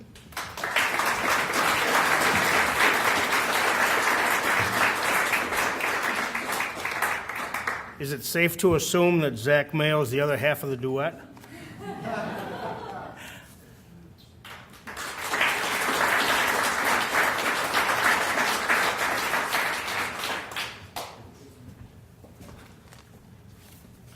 Hello. I'm very excited to be here today and get a chance to speak with you all. My name is Zach Mayo. I'm running for state representative, Cambridge and Waterville. I have listened to countless political leaders and commentators speak in a heavily divisive way, riddled with absolute terminology and even anger. This fuels the fire of tribalism that is prevalent throughout our political discourse, and I see no future in that behavior. This is one of the reasons that I decided to get involved and run a campaign to represent my hometown district. I will do everything I can to shape debate into inclusive discussion centering on objective data and scientific consensus, and remind us all that we are Americans first, deserving of the very same respect. I am thrilled Lucy Rogers had the idea to perform a duet at the end of our debate, because it allowed me the chance to speak my message of unity to millions across the nation.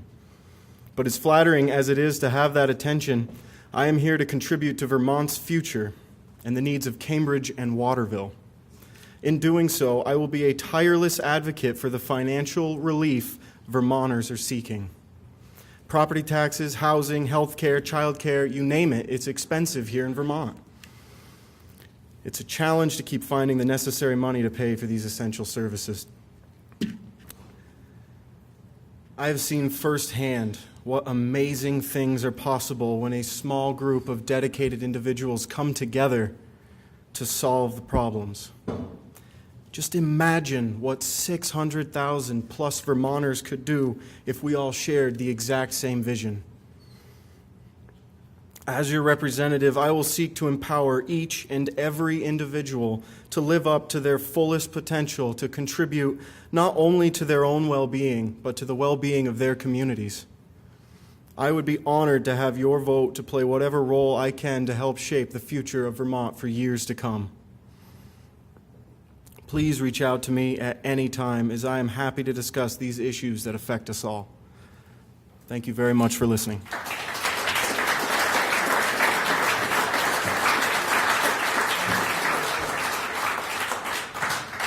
Okay, representing Lamoille, Washington, we have three candidates. Gary Nolan. Not just candidates, some incumbents.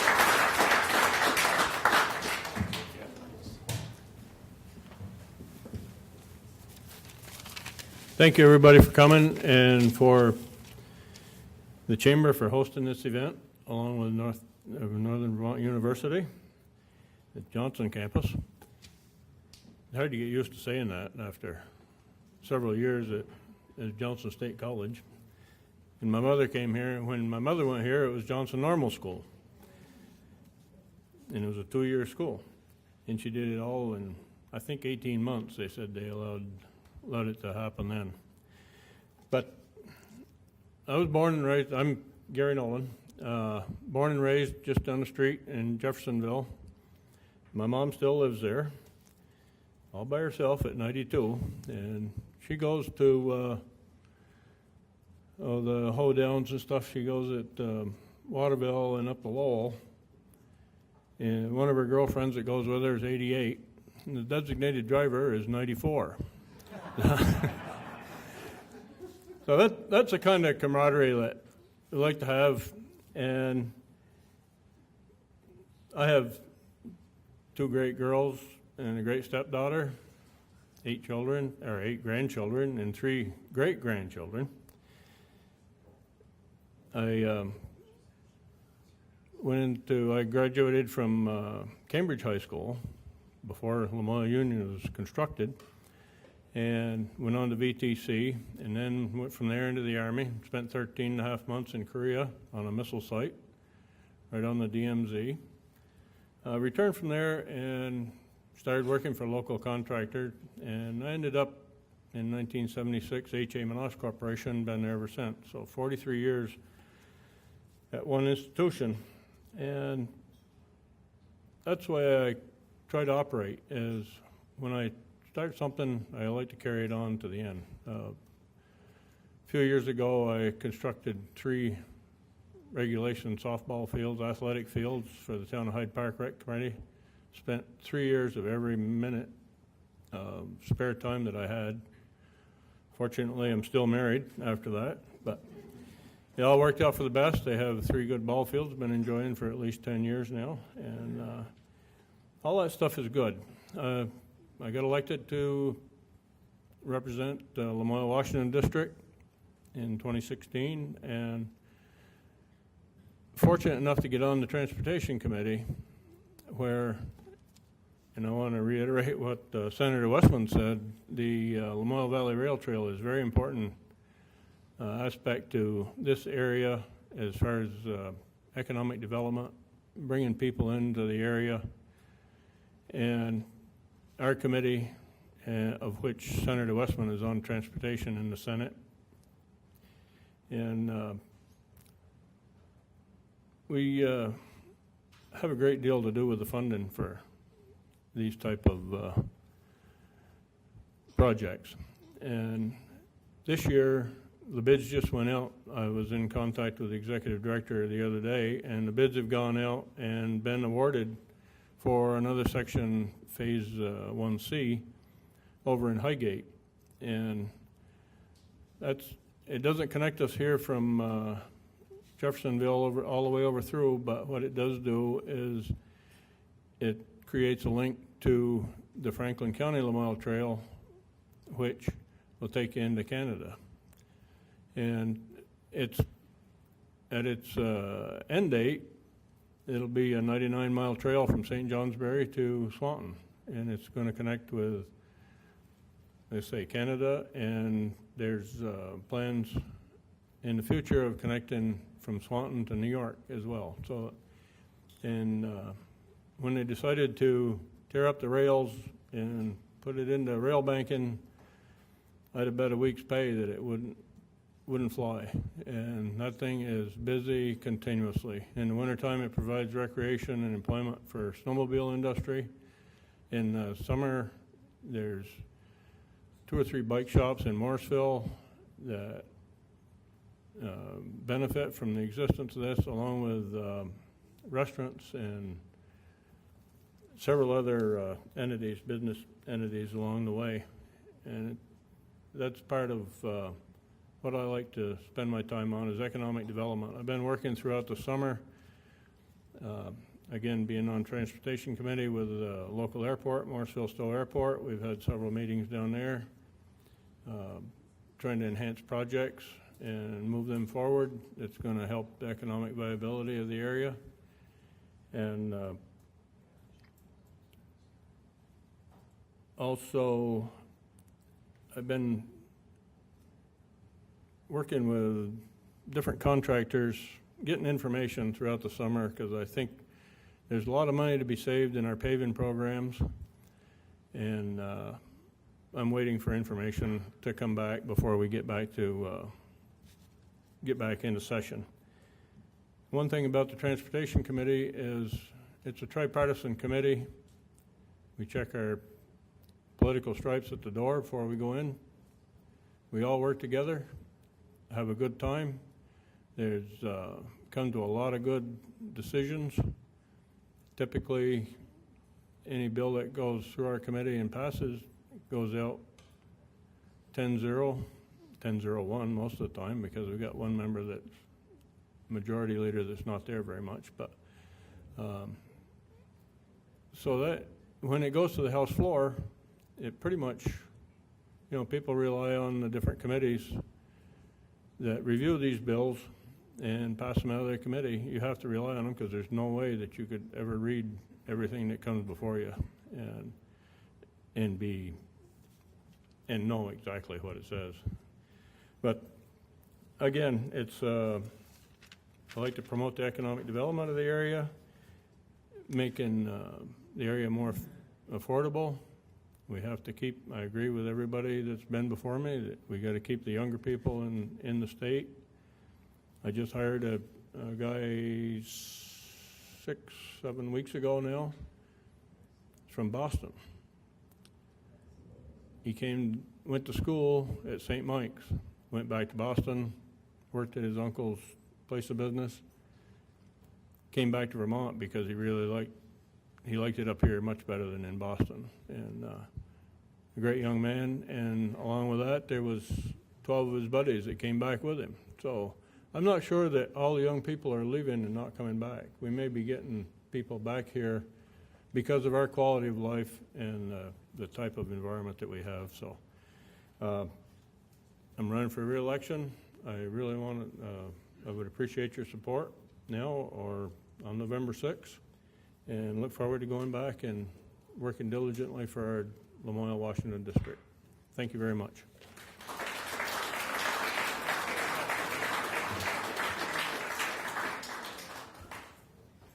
Dave Iacovone.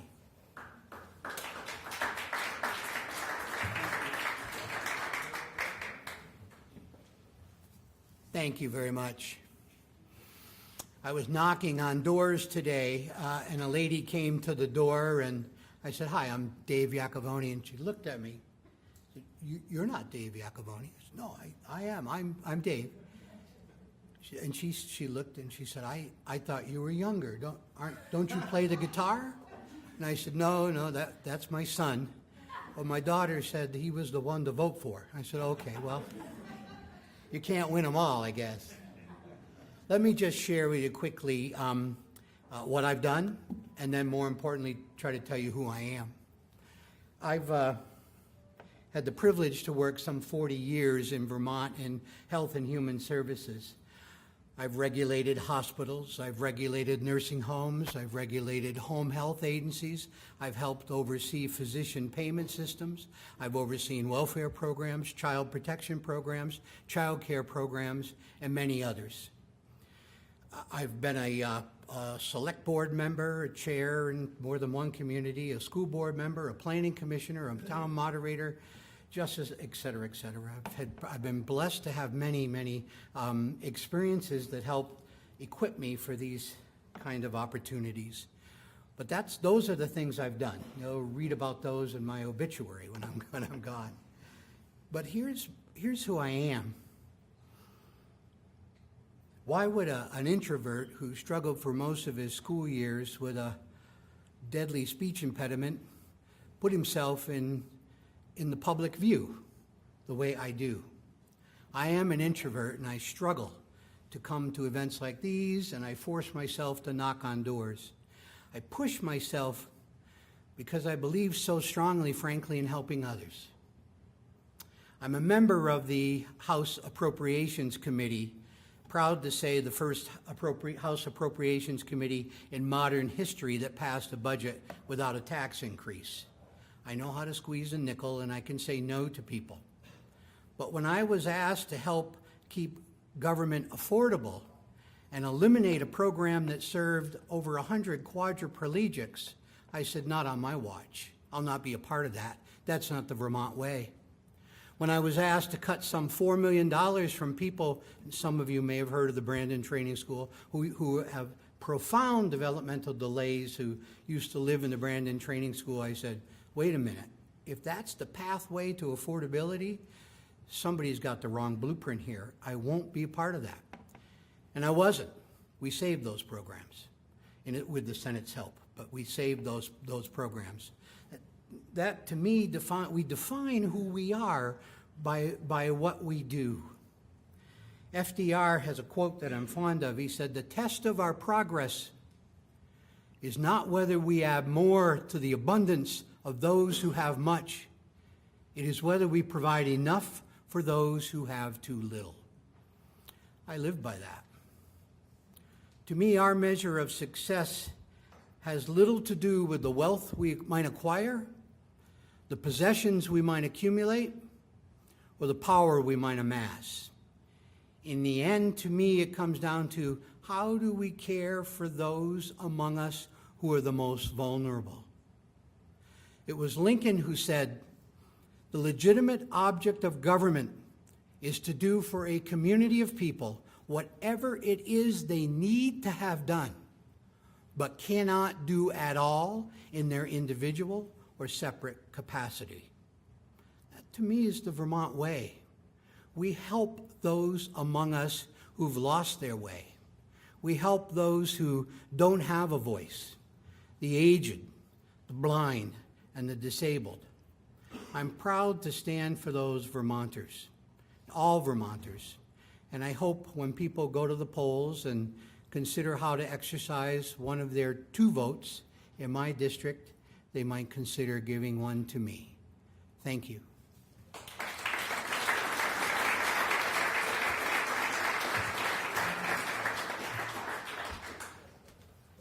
Thank you, Dave. And Avram Pat?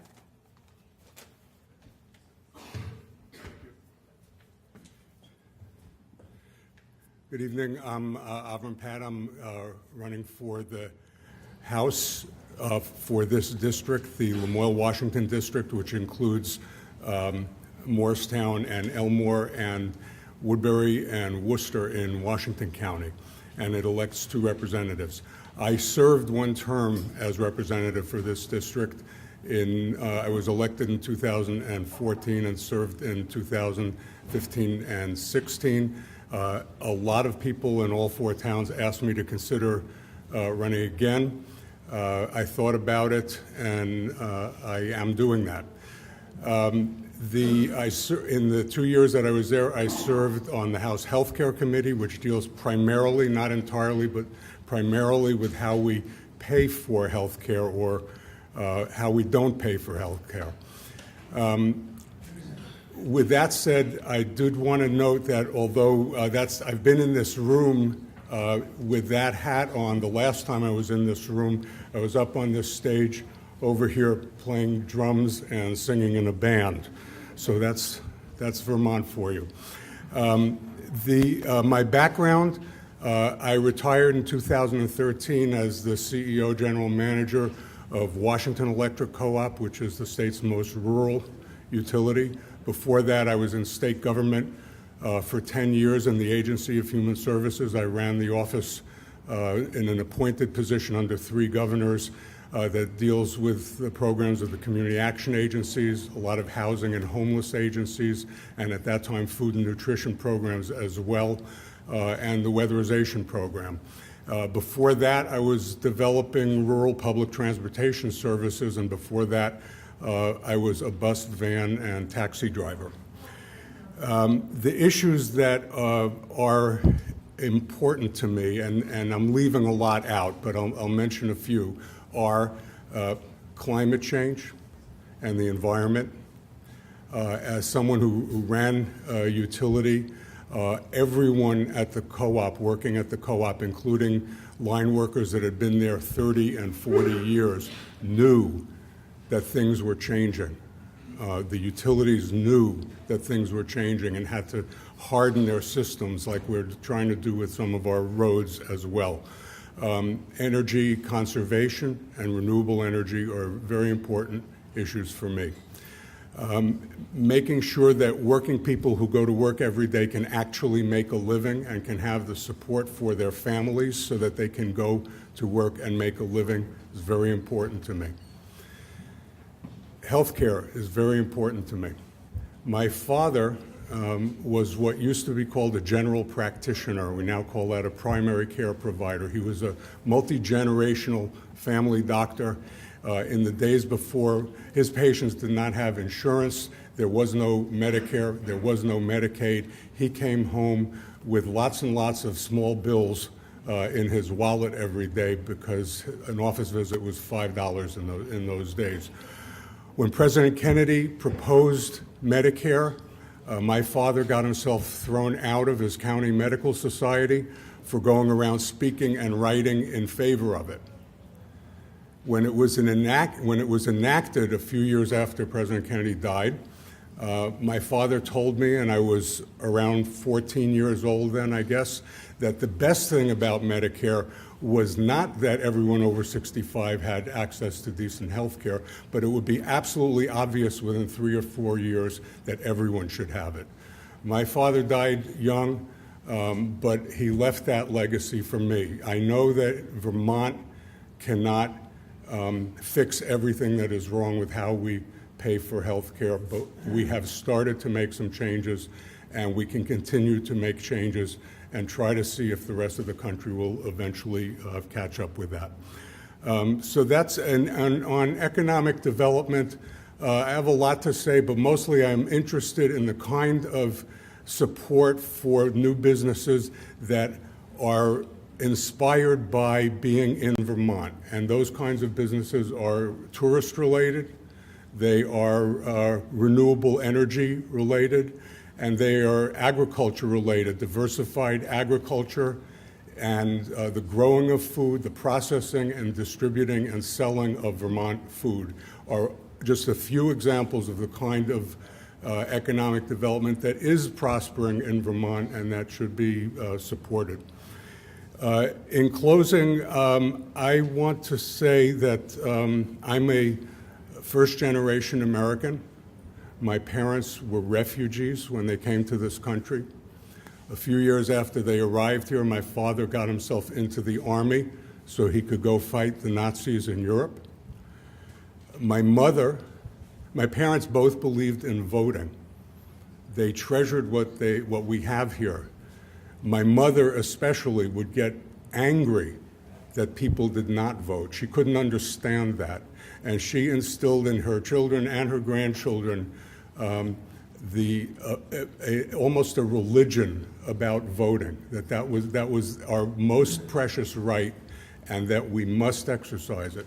So I think our country is facing some grave dangers and concerns in terms of the erosion of democracy. I think that that eventually has its effect on Vermont, whether we like it or not.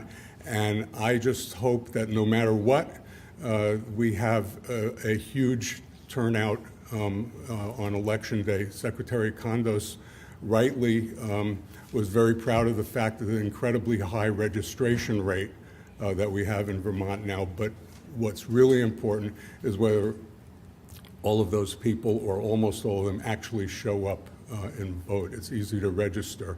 It takes just a little bit more work to vote.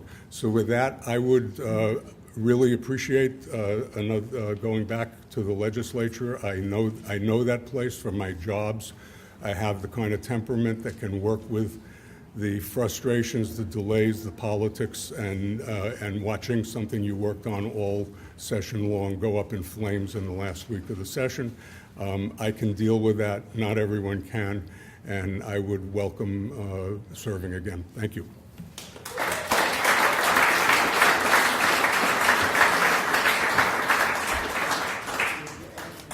Thanks to those three speakers. Orleans, Lamoille, Mark Higley.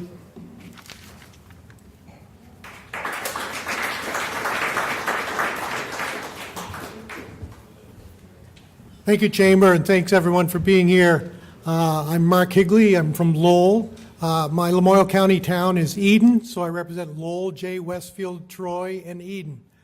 I've been at it now for 10 years. 8 years I served on Government Operations Committee, and the past 2 years on Agriculture and Forestry. A little about myself. I was in the service till 1978. I was in the U.S. Navy Seabees construction. As soon as I got out, I started my own business and have been in business ever since as a general contractor. I've been a select board member. I've been a lister for 24 years in Lowell, so that should tell you something. If I haven't been hated out of town yet, I must be doing something right. My wife actually has claim to fame here at NVU. She's the graduate goddess, has been for 28 years here. My wife and I adopted 4 kids through the state of Vermont. And again, I appreciate serving the community members of my district down in Montpelier. Just a couple of things that we've done in the past couple of years that are on a positive note down in Montpelier. As you know, the agriculture and forestry industry is struggling right now. One of the things that we did was we exempted forestry equipment from the sales tax, the same as farming equipment. Doesn't seem like much, but it means quite a bit to the industry that is struggling right now. Another thing that we did was we exempted any fuel that's used in the woods, any red fuel, from its taxation. Again, a little bit of help. Hopefully it'll go a long way. As you know, the market is up and down. I was just talking to a logger yesterday, talked about how the softwood market was up this summer to about $390 a thousand, dropped down to $360, and it's going to drop down to $290 here in another couple of weeks. So they're really at the mercy of the market. In agriculture, I think a positive thing that we did was we passed a on-farm accessory use bill. It's something that hopefully will allow farmers to do some extra things on the farm, kind of a nod of the hat, let's say, from the state legislature saying that these sort of things should be allowed. Again, they have to be, go through town zoning and so on, but it's kind of a nod to give them a leg up if they want to start something on the farm. One of the things that's of concern to me this year, you might have heard that there's a Act 250 commission that's going around the state. It's been 50 years since Act 250 started out. They've been having some of these meetings. I went to the one in Island Pond. There was over 100 people there. I wasn't real impressed with the format. Didn't give the folks really an opportunity to speak. And I'm hoping that they will write down their comments and get them in. I think it's a real opportunity at this point to turn Act 250 around in the sense of its bureaucracy and cost that it presents to these entrepreneurs and developers. Most of the people that I talked to said that they understand completely and support Act 250, but when it comes down to the costs and so on, it's prohibitive a lot of times, and a lot of it is unnecessary. I talked to one individual who basically bought a lot in the Hyde Park Industrial Park, thought he could do the project for a certain amount of money, and in the end it's costing him 7 times that amount because of some of the requirements that are required. And a lot of it is redundant, whether it's water quality issues through the Agency of Natural Resources. Those things were already done on this industrial park. And so I think it's important that people be aware that there is the opportunity out there to have some changes and hopefully not more criteria. Thank you.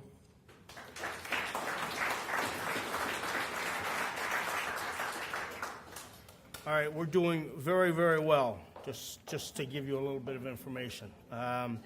Before we've got to jump back at some point, but I'm going to finish up with Essex Orleans and Senator Bobby Starr. And please, everybody remember the 5-minute rule. 5 minutes? Thank you. It's great to be here. I represent Wilcox, that's in the Northeast Kingdom Senatorial District. Anyways, I grew up in North Troy, served all kinds of town offices, was elected moderator when I was 21 up to date, and I'm not going to tell you how many years that is, but when I started, but anyways, 21 years on the local school board, owned my own business for 30-odd years, and have served in the Vermont legislature for many years. We've all talked about economic development and rural development, and I feel that that's one of our biggest problems living in the Northeast Kingdom is rural development. And a couple of the bills, well, one of them that Mark mentioned is S-276. If you get an opportunity to pull that up on your computer, you'd find that that's 41 pages long, takes in all kinds of forestry and agricultural issues. We passed a nuisance law for forestry people so they couldn't be sued for nuisance because they maybe start work too early in the morning or work too late at night and making noise for the neighbors. We took care of that. The MPP program, which is Milk Producer Protection Program, that's run by the federal government. Our farmers were not signing up in that. I also serve, besides chairing ag, I serve on appropriations with Richie Westman, which is a little help when you need money for a program. But we put $400,000 into that MPP program and didn't have a clue really how it was going to go, but that generated about $7 million from the federal government. So it was a pretty decent return on that money. Another issue we did, it seems like every year, if you look at the way things go, even though we have great regional economic development agencies around our different counties in the state, there's always money left on the table. And I said, well, it's kind of crazy that we have this money sitting on the table and nobody's after it. Why don't we get somebody to grab some of that? because it's going to go back to D.C. or wherever and get squandered away someplace. So we may as well have it up here in Vermont. So we put, and this was a little bit of a lift, needed $75,000 to put that program, to hire somebody to chase this money. And never forget, chase the money. So anyways, a year, it'd been in place a year this June. So I called Gus Seelick, who was heading that up for us, and that $75,000 generated $1.5 million in these grants and things from the federal government, basically. And that money was basically, well, there was 11 different proposals, and 5 of those were up here in the Northeast Kingdom. So, you know, we did pretty well on that one. But anyways, I only represent one town, but do I still get the whole 5 minutes? Or, but anyhow, it's a real pleasure to be down here, and you know, I work with your county sheriff quite a bit, and sometimes he works with me quite a bit. Because I have to drive down through here getting to Montpelier. And but anyhow, to shorten this up, and it's a real pleasure to be here. I've always enjoyed working with your reps from Lamoille County, and some people in Wilcott have said, well, I don't know how come I have to be way up in with you guys, way up north. I said, well, you aren't only in with us. You got Westman that helps you constantly, and me. And between the two of us, if we can't fix it, nobody's going to. So, but anyways, it's worked well over the years, and I appreciate being here, and thanks again for a great evening.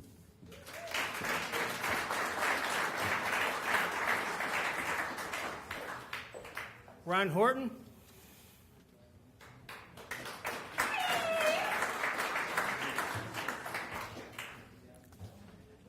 You know, it's a small room. I don't know why they gave me these binoculars. So I am Ron Horton.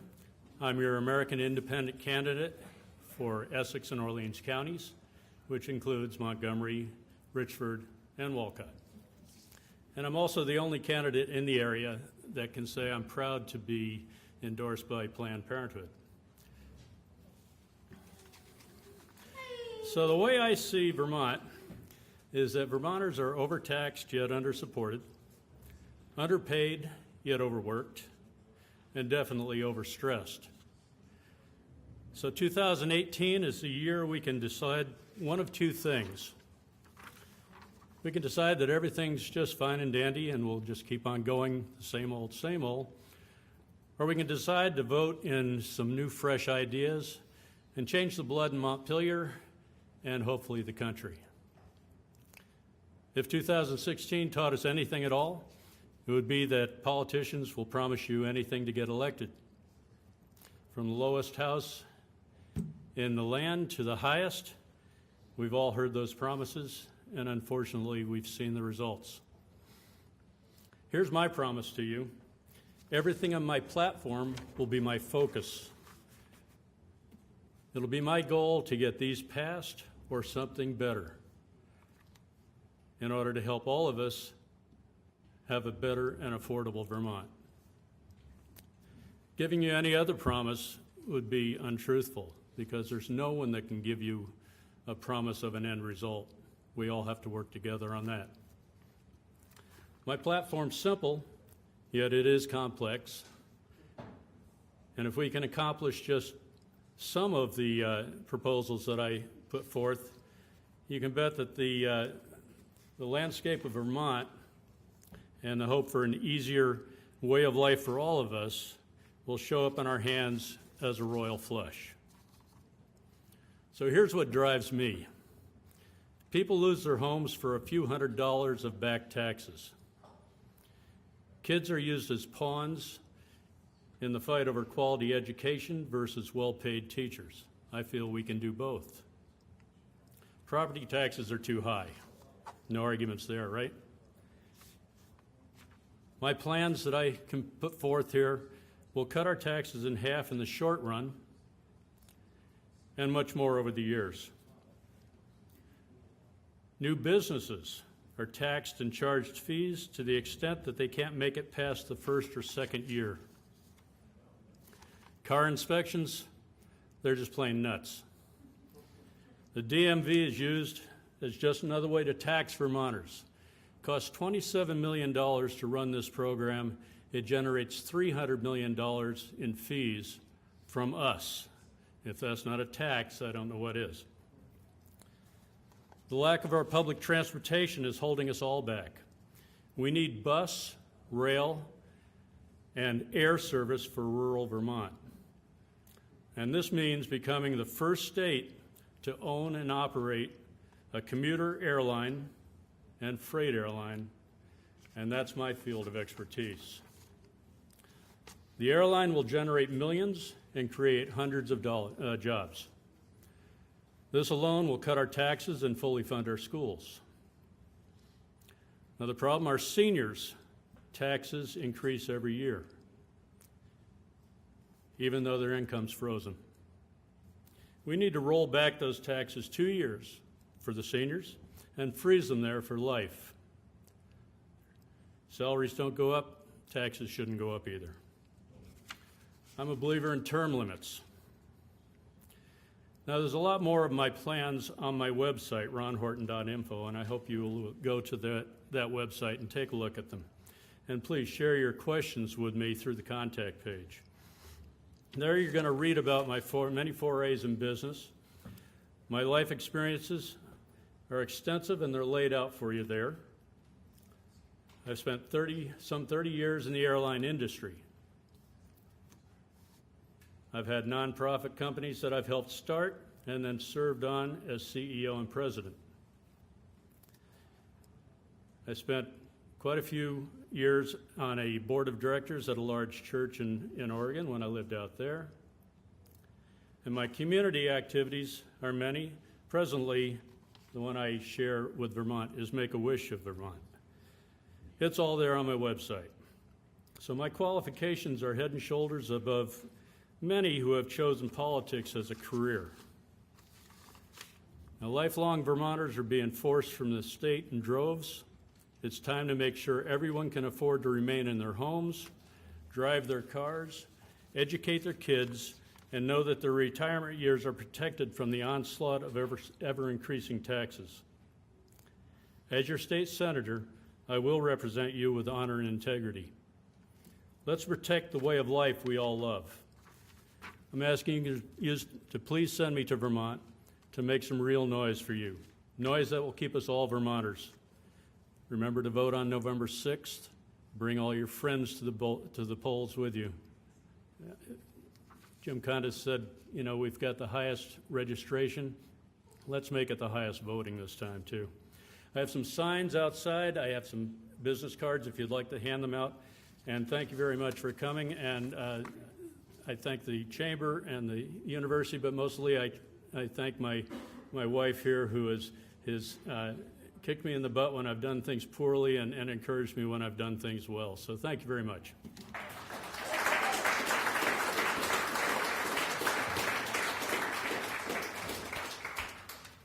Okay, we're going to pop back a page just for one speaker. Lieutenant Governor Don Turner just showed up.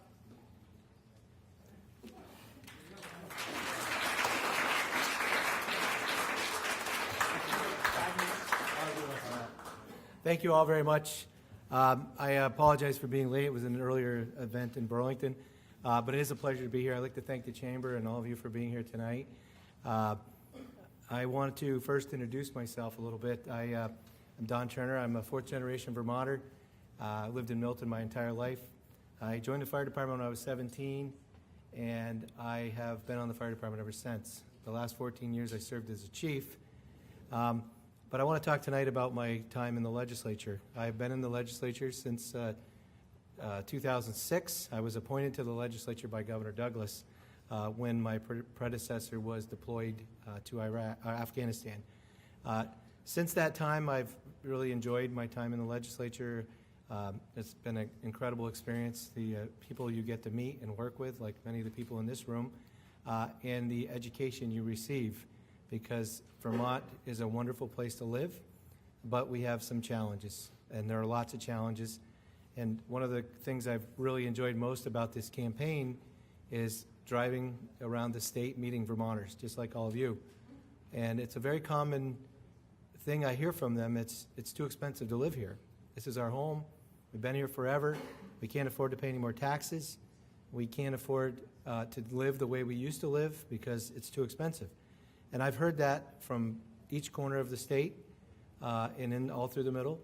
And that's one of the reasons why I got into this race. As I said, my time in the legislature, I've had a strong record of opposing taxes. Many people will look at that and say you vote no a lot, and I have voted no a lot. When you're in the minority, as we have been for the last 13 years or since I've been there, it's hard to vote yes because you're constantly playing defense. So I've had the honor to serve for 13 years in that body. I've been the last 7 years as the minority leader, which I say we've been effective. We've been able to accomplish some things. One thing I want to dismiss is that there's a lot of arguing in opposition. Over 90% of the work that we do is done in a unanimous, bipartisan manner, tripartisan manner. It's only the stuff that we have disagreement on that you see on TV. But we do work together well in Montpelier, and I'm proud of my working in that body with the colleagues that are in this room. It doesn't matter if you're Republican, Democrat, Independent, or Progressive, we do get things done for Vermont. I think my time in the legislature, I have made a difference. It's been a great honor for me to serve my community in this state, and I was ready to leave. But I think I can take that experience, my experience dealing with crisis as the fire and rescue chief, and my experiences dealing in the legislature on some really challenging issues. If I were elected to be governor and I was called upon to be governor, I could handle that. I think my experience will show you that. I can work across party lines. I can work with each of you and all of you because I believe that we can form partnerships to focus on issues. It doesn't mean that we're going to have the same partners on every issue, but we can build partnerships to solve some problems as a team. So I'm running for lieutenant governor because I think I believe I can bring that to that position. I can build partnerships. I can work collaboratively across party lines to get things done for you, for Vermonters. Because we are not elected to serve to make us better. We're elected to serve you and what you are concerned about. And I've been the leader, as I said, of the House for a number of years, a number of election cycles. And one thing hasn't changed. It costs too much to live here. We're raising too much taxes. We're paying too much taxes. So being the last speaker, I won't even take 5 minutes. I don't need 5 minutes. I want you all to leave with this thought. The most important thing I ask you tonight is that you go vote. I hope you vote for me, and I hope you vote for the people that you think are going to represent you best in Montpelier. But most importantly, as I said, please vote. If you don't vote, your voice isn't heard, and Vermont will continue to lag behind. So again, I ask for your support. I thank you for your time tonight. Thank you for listening to me. I have a website, www.donturnerjr.org. Please check it out. And thank you very much for having me here tonight. Thank you.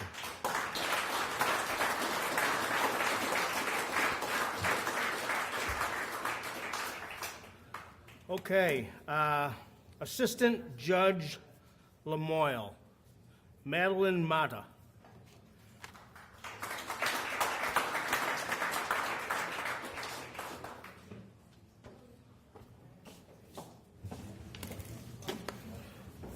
So I want to thank the Chamber for including the assistant judges in the forum tonight. I really appreciate that.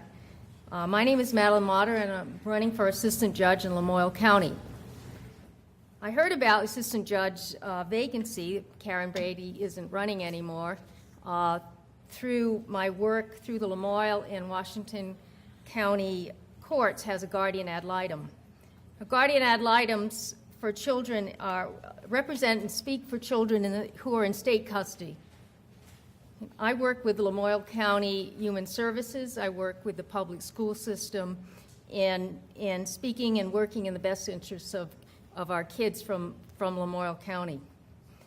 But I believe I'm especially qualified to be assistant judge because I bring to the court over 18 years of experience as a master's in social work clinician and 19 years experience as a lawyer. Some of my work experiences has included, I was clinical director with the Department of Social Services working with children and families during the heroin epidemic, which was pretty bad, in Holyoke and Springfield, Mass. During the 1980s. I also worked in Vermont, later has headed up the HIV AIDS prevention education program for the Vermont Department of Health. I also worked as a senior grants manager with the Office of Alcohol and Drug Abuse, awarding federal grants to community organizations to fight alcohol and drug abuse among youth in Vermont. After obtaining my JD and a PhD in law, I provided legal and ethics programs to state and federal agencies. I worked also with the Office of Attorney General in Massachusetts in their fraud and antitrust division.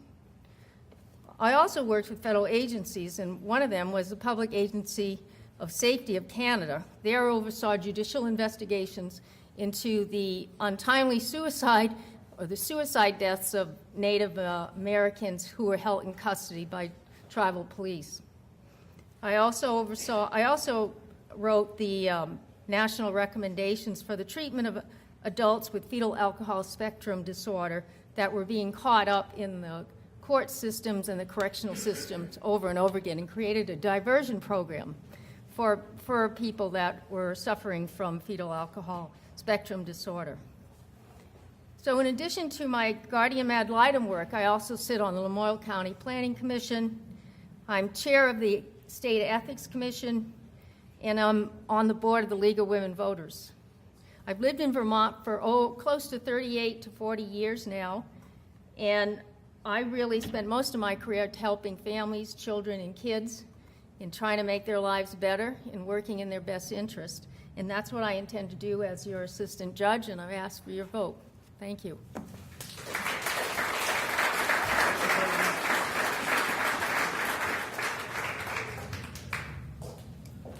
Joel Page.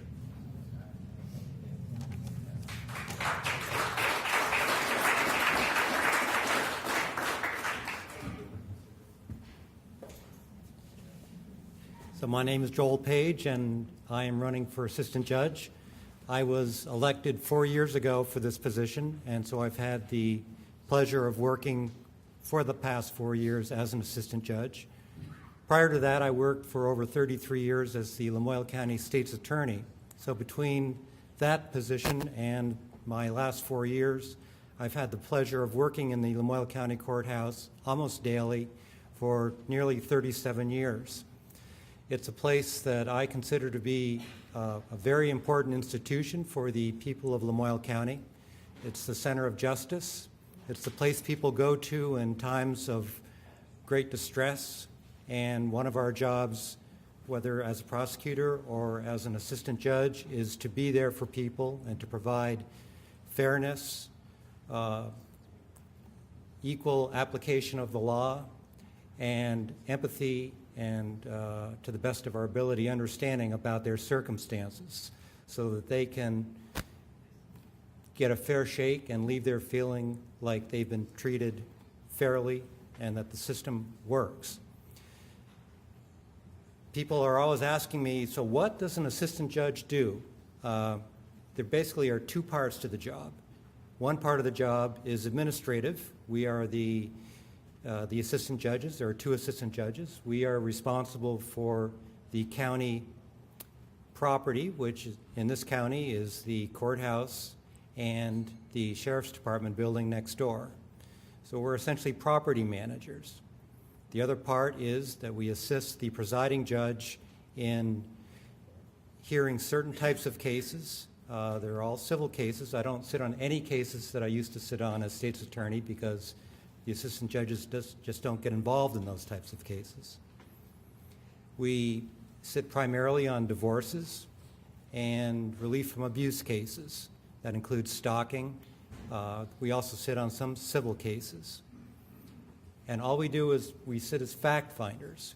We don't utilize any legal training that we may have directly because our sole role is as fact finders where there is a dispute of the facts. That being said, it doesn't hurt to have the legal training. If Madeline and I are both elected, I'm sure it will be the first time in the history of the state of Vermont that two legally trained real lawyers have sat as assistant judge. I'm presently the only legally trained assistant judge in the state, so it is not a requirement for the job by any means. In fact, assistant judges historically were created to offset the legal shenanigans of the real judge, because back in the early days of the state of Vermont, the legal system was often used to take the property of or disenfranchise the hardworking citizens of the Republic and then the state of Vermont. Times have changed. The role of the assistant judge has evolved and been actually greatly diminished in terms of what we're allowed to do in court. And I would say the main requirement for an assistant judge is to have a good sense of good judgment, strong moral compass, strong sense of fairness, and to be able to appreciate the circumstances of the parties that come in, because they're not there because they want to be. They're all in great distress, probably many of them the worst time of their lives, and it's our job to try to help them through the process as best we can while applying the law as fairly as we can. I bring a lot of useful qualities to the position, and I would appreciate your support for another 4 years as assistant judge. Thank you.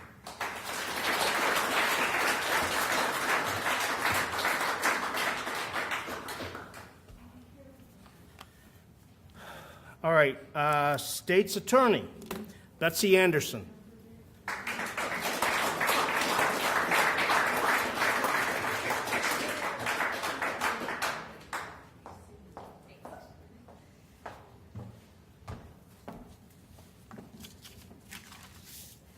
Good evening, everyone. My name is Betsy Anderson. I'm running for State's Attorney here in Lamoille County. I just want to start by thanking the Lamoille Chamber of Commerce and especially Jen, because I'm sure it wasn't easy to round up all the candidates tonight. So thank you to both of them.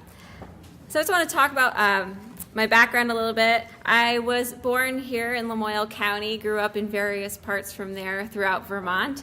I was a member of the Smuggler's Notch ski team for about 10 years and enjoyed skiing over at Smuggler's Notch. I went to Rice Memorial High School. I graduated from there in the top 10% of my class. I then went on to James Madison University down in Virginia. I stayed to defrost for a few years before returning to the Northeast, where I attended St. John's School of Law and graduated from there. During my time at St. John's, I was editor-in-chief of one of the law review journals there. And after I graduated in 2010, I began my career as a prosecutor at the Nassau County District Attorney's Office.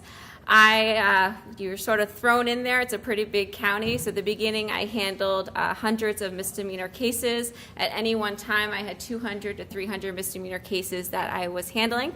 So I definitely have the experience and knowledge and the ability to handle big caseloads. After handling misdemeanors, I was moved into a warrant rotation where I wrote warrants, pen registers, and all that. Those good things. I worked exclusively with law enforcement during those 9 months, so I got experience working with law enforcement, and you really get to know an officer and a person when it's 5 in the morning and you're writing a search warrant since about 5 p.m. from the night before. So I've worked with law enforcement throughout my career. I was then moved from warrant writing to felonies. I've been handling felonies since then. I've handled general felonies and specialized felonies. I eventually ended up in the street narcotics and gang unit, where I handled long-term drug investigations as well as the prosecution of gang members. Specifically, I was assigned to handle the prosecution of MS-13, 18th Street, and SWP gangs. And while I developed a lot of skills handling those cases, I do hope that those never translate here to Vermont. But again, I got a lot of drug investigation experience during that time. So I was at the Nassau County District Attorney's Office for 6 years. The opportunity came for me and my husband to move back to Vermont, and we jumped on it because we do consider Vermont our home, and we're very excited to move back here. So I do live here in Lamoille County. I live in Stowe. I was lucky enough at that point to be able to join the Vermont Attorney General's office. I've been there 2.5 years, and I'm in their criminal division there as a prosecutor. At the Attorney General's office, I handle all different types of cases, from a DUI all the way to homicides. We also conduct reviews of officer misconduct and officer shooting cases. So it keeps me pretty busy, and I really enjoyed my time at the AG's office and getting back to Vermont. But while I say that I have enjoyed my time at the AG's office, and that's definitely true, one of the reasons I'm running is because I want to be able to give back more directly to Lamoille County. This is my home. This is where my husband and I are going to raise our family. And since my childhood, I've sort of been instilled with the work of my parents that the importance of public service. And I want to continue in public service, and I want to do it more directly here in Lamoille County. So that's one of the motivations for why I'm running.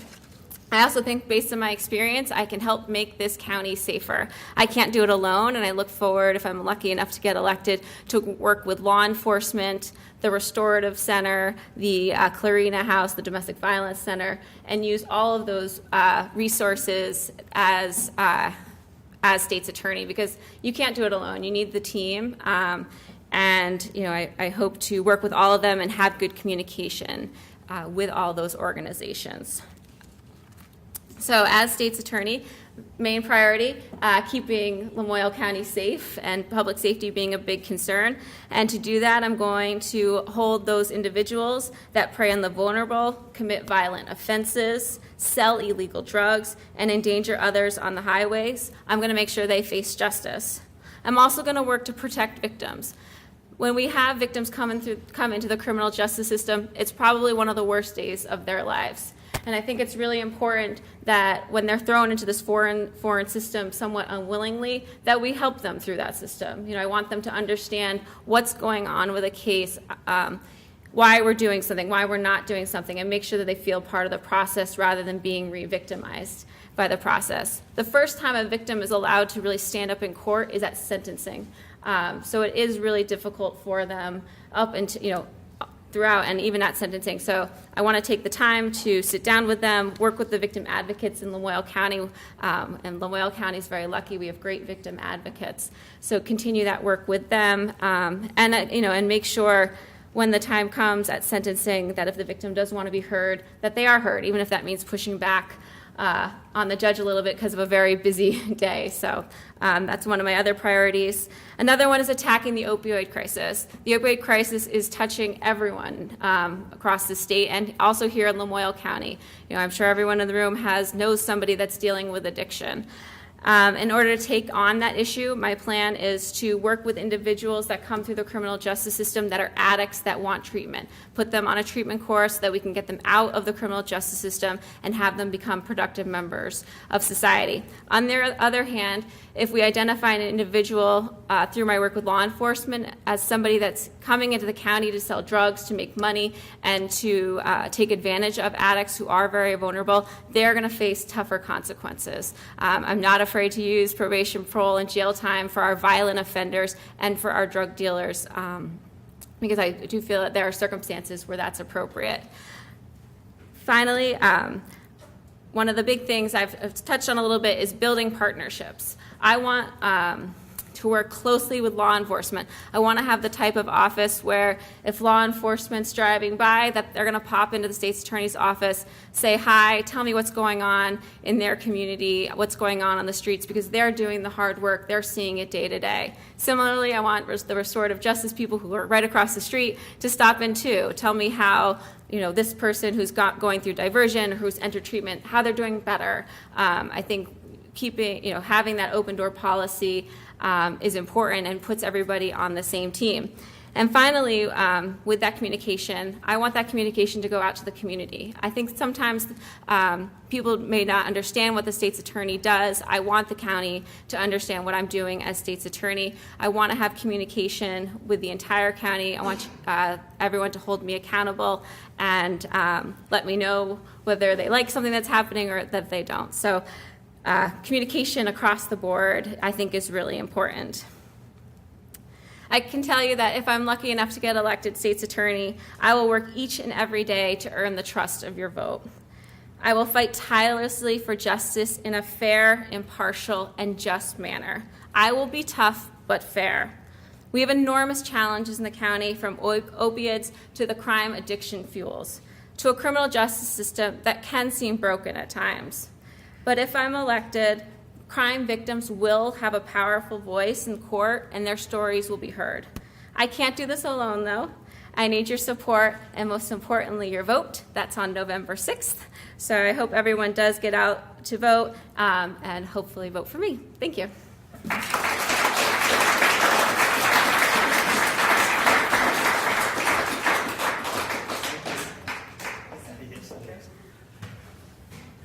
Todd Shove.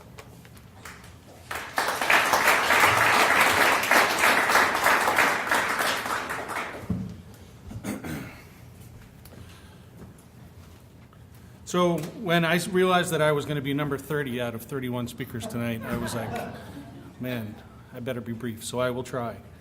My name is Todd Shove, and I'm running for state's attorney. I first discovered Lamoille County in the early 90s when I was a young 20-year-old young man. And that was, I went to work for Smuggler's Notch, and I did lots of things at Smugs. I ran some programs for kids. I did some canoe trips on the Lamoille River. I drove snowcats and put down nice corduroy snow that maybe in the early 90s Betsy was skiing on. I don't know, but it was easy for me to fall in love with this part of the county, or this county and this part of the state. And so after going away for a little while and going to law school, my wife and I decided we were going to come back to Vermont. We opted to move to Elmore, so we moved there in 2005, where we now raise our 2 children. Can't think of a better place to raise a family. We're very fortunate to be there. So when I came back in 2005, at that time the state of Vermont still required that in order to be admitted to the bar that you clerk for 6 months. And so I went around to a lot of different lawyers, and one of the places I stopped was the state's attorney's office where Joel Page was. And he was kind enough to take me on as his clerk. And so in January of 2005, I went back to driving snowcats, and I'd get in them at midnight, and I'd drive till 6 in the morning, and then I'd go work for Joel at the state's attorney's office. And then I was finally admitted to the bar, and fortunately at that time there was an opportunity to go and be a deputy in Joel's office. So from 2005 to 2014, I was a deputy state's attorney here in Lamoille County. I was funded under the Violence Against Women's Act, so I prosecuted primarily domestic and sexual violence cases, as well as cases involving children, which were incredibly complex and hard cases to deal with, but with the help of the victims advocates and other community resources, I think we did a pretty good job.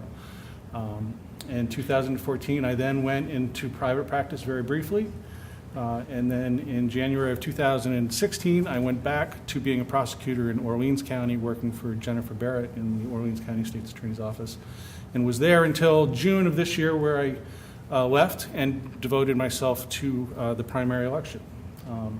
And so I stand here today as the Democratic candidate, having won the primary election, and did so somewhat resoundingly. And I think that was for a couple of reasons. One, I think there was some dissatisfaction within the community with the way that the job was being done by then state's attorney. But I think more importantly, I think it really spoke volumes about the work that I had done here in Lamoille County as a prosecutor and the relationships that I had fostered and developed with community partners. And so I think that really was the reason I was most successful. And so I would like to continue to work with those community partners. And I'm excited about the possibility of being the state's attorney here in Lamoille County. So that being said, thank you for your time. I appreciate everybody still paying attention at this time of the night, and I appreciate your vote in November. Thank you.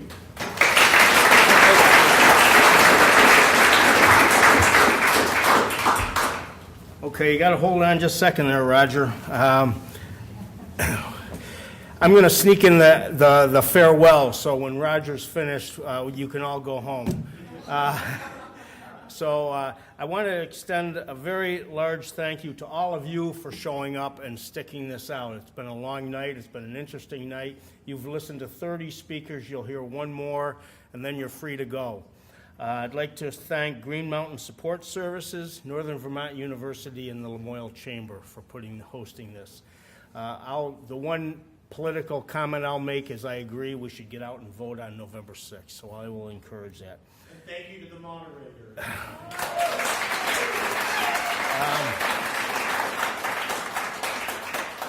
And I'm going to let you judge the 5 minutes for Roger Marcoux, Lamoille County Sheriff. When he's reached his 5-minute limit, let him know. Thank you. Quite possibly the most popular speaker here tonight, the last one. And I just checked the Red Sox, and still no score for those of you that are interested in that. So I'm not going to take much time because I'm in the paper all the time, and most people are tracking what I'm doing pretty regularly. The sheriff is responsible by statute to transport prisoners to and from court and to serve civil process. They also have, by statute, the ability to contract. And the Lamoille County Sheriff's Department has done a lot of innovative pilot programs. I'm one of the senior sheriffs now. And I've worked with a lot of the senior state officials that have spoken here tonight and our representatives. Beth Pearce, she and I have worked on a project here for a few years. Jim Condos, who's gone.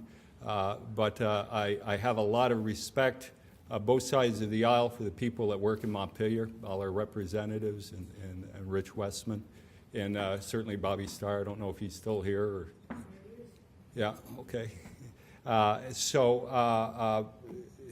The Office of Sheriff, the Office of State's Attorney, and the Assistant Judges, they're county offices.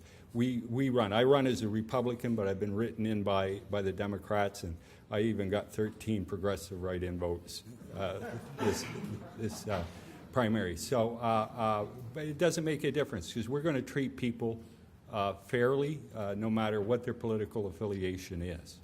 So some of the projects that I've been involved with are statewide projects. We employ 40 to 50 people, men and women, at the Sheriff's Office who do a terrific job.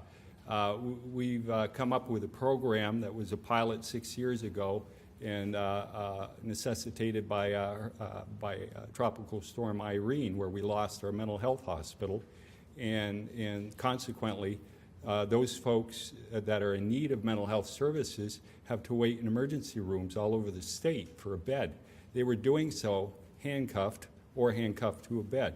We came up with training in a program where retirees from state police, from municipal departments that work for us, go and spend time with those folks, and if the criteria is right, they don't have to be restrained at all. So over 94% of the people, the hundreds of people that we have worked with, have not been restrained. The drug take-back program, you all have probably read about that. That was initiated out of our office. So the sheriff has a role to play. He fits, the sheriff's departments fit somewhere in between the state police and the municipal police departments. So things that they either can't do or don't have the personnel to do. So I have been blessed with a lot of support here through the years. I first was appointed in 2001. I appreciate all of my friends across all political parties that have supported me. And for the next 4 years, I'm running unopposed, so I'm hoping everything works out for me this year. So, and I'm going to continue to work hard, because when you're in elected office, you don't run on that last year. For us, it's 4 years for the county officials. You run every day of those 4 years. You return phone calls, and you hold yourself accountable. And I hold myself accountable, and I hold the people that work for me accountable, which is pretty serious because they all carry guns and tasers and handcuffs. So, but it's quite a responsibility. Thank you all. Drive safely. Can I excuse everybody? Okay, go home. Thank you.